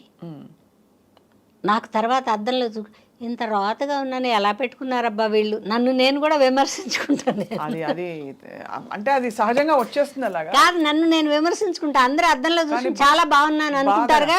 అవునవును. బట్ నాకేదో లోపం ఉంది, ఇంకేదో చేస్తే అదే ఉంటుంది నాకు. ఇంకా అది ఉన్నంతకాలం మనం ఇంకా పని చేస్తాం అనుకుంటున్నాను నేను. కరెక్ట్, అవును. నేను చాలా నెంబర్ 1 అనుకున్నామంటే మటేష్, ఇంకా మన అర్థం చూసుకోవడమే. ప్రేక్షకులు ఎవరు చూడరు. ఏమో చూస్తాను రా, బాగున్న రోజులు పనిచేస్తా. నేను పెద్ద ముందు నుంచి డిమాండింగ్ మెంటాలిటీ లేదు. ఇప్పుడు కూడా డిమాండ్ చేస్తాను. వాళ్ళు 1-2 సార్లు అడిగితే సరే పోన్లే పావయ్యా అంటా నేను. పొదుపు అది ఉందా మీకు? పొదుపు చాలా ఉంది. ఏం ఖర్చు ఉంటుంది, బయటకు వెళ్తే కదా ఖర్చు. అన్ని తీసైతే మీరు జాగ్రత్త చేసి పెడతారు. జాగ్రత్త ఏం లేదు, అలా దాస్తా. దాన్ని జాగ్రత్త అనరు, దాయటం అంటారు. ఎవరో ఒకళ్ళు వచ్చి తన్నుపోతారు. ఏముంటాయి ఏంటి కానీ. అమ్మ మనసే మీది. ఏం బాగుందిరా అమ్మ మనసు, ఏం మనసు అని నేను చెప్పను. మా అమ్మాయి కూడా బతికుంటే, నేనున్నంతకాలం మా అమ్మాయి ఉండుంటే నేను అమ్మ మనసు అనుకుంది. కానీ తల్లిగా ఉండలేకపోయానుగా నేను, కూతురు వెళ్ళిపోయిందిగా. అందుకని అప్పుడప్పుడు అనుకుంటా, నువ్వు మంచి తల్లి కాదే, బిడ్డ లేదు నీకు అనుకుంటా నేను. ఎవరో అనక్కర్లా, నన్ను నేనే అనుకుంటా. బట్ అవన్నీ బయట వాళ్ళ దగ్గర చెప్పాం, బాధపడేవన్నీ లోపల పడతాం. బట్ బోల్డ్ అన్ని బాధలు అయితే ఏం లేవు నాకు, తెచ్చిపెట్టుకుంటే బాధలు. బిడ్డ అంటావా మనవరాల రూపంలో వచ్చింది, సంవత్సరానికి ఒకసారి చూస్తా దాన్ని. ఎన్ని మాటలు అడుగుద్ది నన్ను కూడా. కానీ మీ బిడ్డ వెళ్ళిపోవడం అనేది బాధాకరం చాలా. మొన్న 3 ఏళ్ళు వచ్చినాక వచ్చి కూర్చుంది, ఇలాగే కూర్చుంది. ఇవన్నీ బోరేమో. మా చెల్లెలు తొడ మీద కూర్చుంది. మా చెల్లెల్ని ఇలా అంది వాళ్ళ నాయనమ్మ. ఇలా అని, నువ్వు మెత్తబడిపోయావు నానమ్మ, మెత్తబడిపోయానంటది. ఏంటి పిల్ల అనుకుని నేను ఇలా చూస్తున్నాను. మళ్ళీ నా దగ్గరికి వచ్చింది. ఏదో పెడతారా అమ్మ అంటే వచ్చి కూర్చుంది. నువ్వు అప్పుడు బాగున్నావు, ఇప్పుడు మెత్తగా అయిపోయావు. అప్పుడు బాగున్నావు, బా ఎప్పుడు దానికి ఇప్పుడు 3వ సంవత్సరమేగా. అవును, అసలు పెద్ద పెద్ద మాటలు ఇవి. అంటే ఏదో old అంటే soul అంటారు కదా. ఇక్కడికి ఎప్పుడో వచ్చాను, ఇక్కడ ఎవరో ఉన్నారు నా వాళ్ళు అనేది ఏదో దానికి తెలుస్తుంది. అందుకని గత జన్మ ఉందంటే ఎవరి చేత కనుక్కుని చెప్పించారా? మనకు చెప్పించలేదు కానీ ఎందుకు కనపడుతున్నాయి కదరా. కనపడుతున్నాయి. మొన్న మిషన్ కుడతాను, నాకు భగవత్ మిషన్. మా అమ్మాయి ఫ్యాషన్ డిజైనింగ్ నేర్చుకుంటానే పోయిందిలే. ఫ్యాషన్ డిజైనింగ్ నేర్చుకుంటా పోయింది కదా. మొన్న అంటుంది మా నాన్న వేసుకునే షర్ట్లన్నీ నేను కుట్టినాయే. వాళ్ళ అమ్మమ్మతో చెప్తుందంట. ఎప్పుడమ్మా అంటే అప్పుడు నీకు తెలియదులే, నేను అప్పుడు నేర్చుకున్నాను కదా, అందుకని బాగా కుడతాను నేను అని చెబుతుందంట. ఆ 3 ఏళ్ళ మొన్న మెషిన్ ఎక్కేది ఎప్పుడు, కుట్టేది ఎప్పుడు. దానికి అప్పుడప్పుడు అలా మెమరీస్ వస్తున్నాయి. అంటే అవి ఎప్పుడో పోతాయి పెద్ద అయ్యాక, ఇప్పటి వరకు. అందుకని దాన్ని చూస్తే నా కూతురులాగా ఫీలింగ్ నాకు. మీరు నెక్స్ట్ జన్మలో ఎవరిగా పుడదాం అనుకుంటున్నారు? మళ్ళీ ఆర్టిస్టే. ఆర్టిస్ట్గానే పుడతారు. అలా లేకపోతే ఒక 100 ఎకరాల భూమి, ఒక 100-1000 ఆవులు అట్లా ఉండే అట్లాంటి చోట పుట్టాలి. అట్లా ఆవులు ఇప్పుడంతే ఎంజాయ్ చేయడానికి కుదరలా ఈ జన్మలో. ఇంకో జన్మ ఉంటే వద్దనుకుంటున్నాను నేను, అయినా ఉంటాయి ఈ జన్మలు. ఉంటాయి. మళ్ళీ ఆర్టిస్ట్గానే పుట్టాలని. అప్పటికి ఇండస్ట్రీ మేము వచ్చిన కాలంలాగా బాగుంటే, ఇప్పుడు అటు ఇటు కాకుండా మధ్యలో ఉంది. అవును, ఇప్పుడంతా రెమ్యునరేషన్స్ ఎట్లా ఉన్నాయి? కానీ రెమ్యునరేషన్ ఏం చేసుకుంటారా? ఏం చేసుకుంటారు నువ్వు చెప్పు? కోట్లు కోట్లు కోట్లు కోట్లు కోట్లు. వాటిని దాయడానికి తిప్పలు. ఎవరిని నమ్మలేరు. అభద్రతా భావం వచ్చేస్తుంది డబ్బు పెరిగిన కొందికి. అవును, మనకి కావలసిన పరిధిలో డబ్బులు ఉన్నప్పుడు, మనకి పనిచేయడానికి శక్తి ఉన్నప్పుడు, మన ఎదటివాడు పిలిచేటప్పుడు ఇంకా కూడబెట్టక్కర్లా. అవును, కరెక్ట్. చాలా గొప్ప మాట చెప్పారు. గొప్ప వివేకం. డబ్బు అభద్రత భావమే ఎప్పుడు. ఎవరిని నమ్మలేరు, వాళ్ళు నమ్ముకోరు. అన్నమాచార్యుల వారు అన్నారు ఒక కీర్తనలో, ఎంత వెలుగునకు అంతే చీకటి, ఎంత సంపదకు అంత ఆపదట. అంతే కదా. ఆపద అంటే ఎదటివాడికి ఉండదు, నమ్మకపోవడమే. అదే మనకే ఆపద. మనకే ఆపది. అదే మరి జాగ్రత్త పెట్టుకోలేక. సో అది బాగుంది. నేను ఎవరికన్నా ఏదైనా ఉంటాయి కష్ట సుఖాలు లేకుండా ఎలా ఉంటాయి? తప్పటడుగులు వేస్తా ఎవరి చేయో పట్టుకుని నడిచినట్టు. ఇప్పుడు తూలు వస్తుందని ఎవరి చేయో పట్టుకుని నడుస్తున్నాం. అది కూడా మనమే చూసాం, ఇది కూడా మనమే చూస్తున్నాం.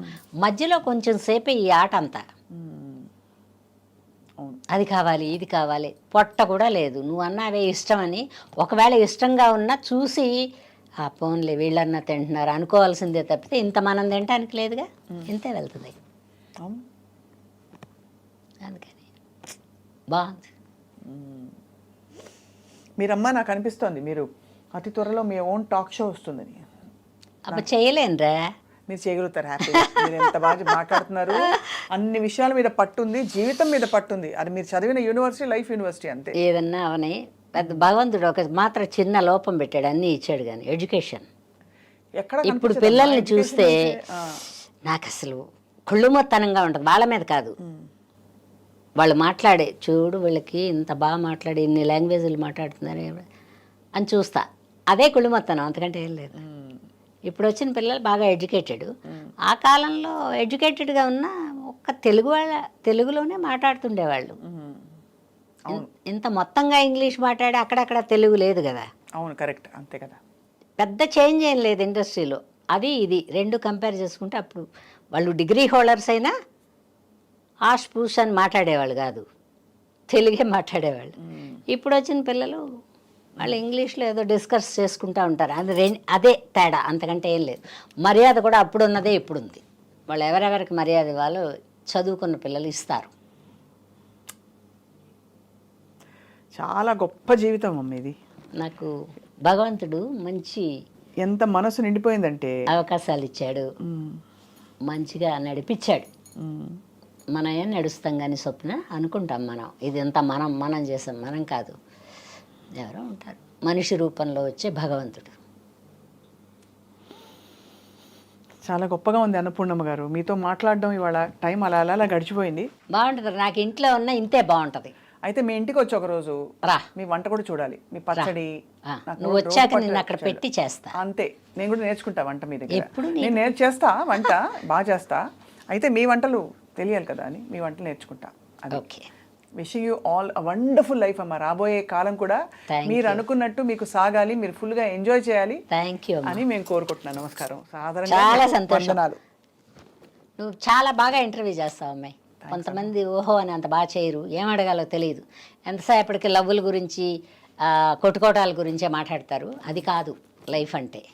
జీవితం అనేది జీవితంలో ప్రేమ ఒక భాగం ఒక భాగం మాత్రమే. జీవితమే ప్రేమ కాదు, చిరంజీవి గారు అన్నారు ఇది. నిజమే, సినిమాలో. అంతే, జీవితంలో ప్రేమ ఒక భాగం. అదే నేను చెప్పాను కదా, ఒక వయసులో తల్లిని, ఒక వయసులో బిడ్డల్ని, ఒక వయసులో భర్తని, ఇట్లా మారుకుంటే వస్తుందిగా. అవును కదా. అవును, అంతే అమ్మా. గొప్పగా ఉందమ్మా. Thank you so much Thank you రా, thank you your very time with I dream. అమ్మ, మాకు ఐ డ్రీమ్ ప్రేక్షకులకి, ఐడీమ్ ప్రేక్షకులందరికీ నా అభినందనలండి. మీరందరూ బాగుండాలి, ప్రపంచం ప్రశాంతంగా గడుస్తూ వెళ్ళాలి, కొట్లాటలు గొడవలు లేకుండా దేశాలు బాగుండాలి. మన తెలుగు వాళ్ళందరూ ఏ ఏ దేశాల్లో ఉండి ఈ ప్రోగ్రాం చూసినా మీరందరూ బాగుండాలని భగవంతుడిని కోరుకుంటున్నాను. నమస్కారం.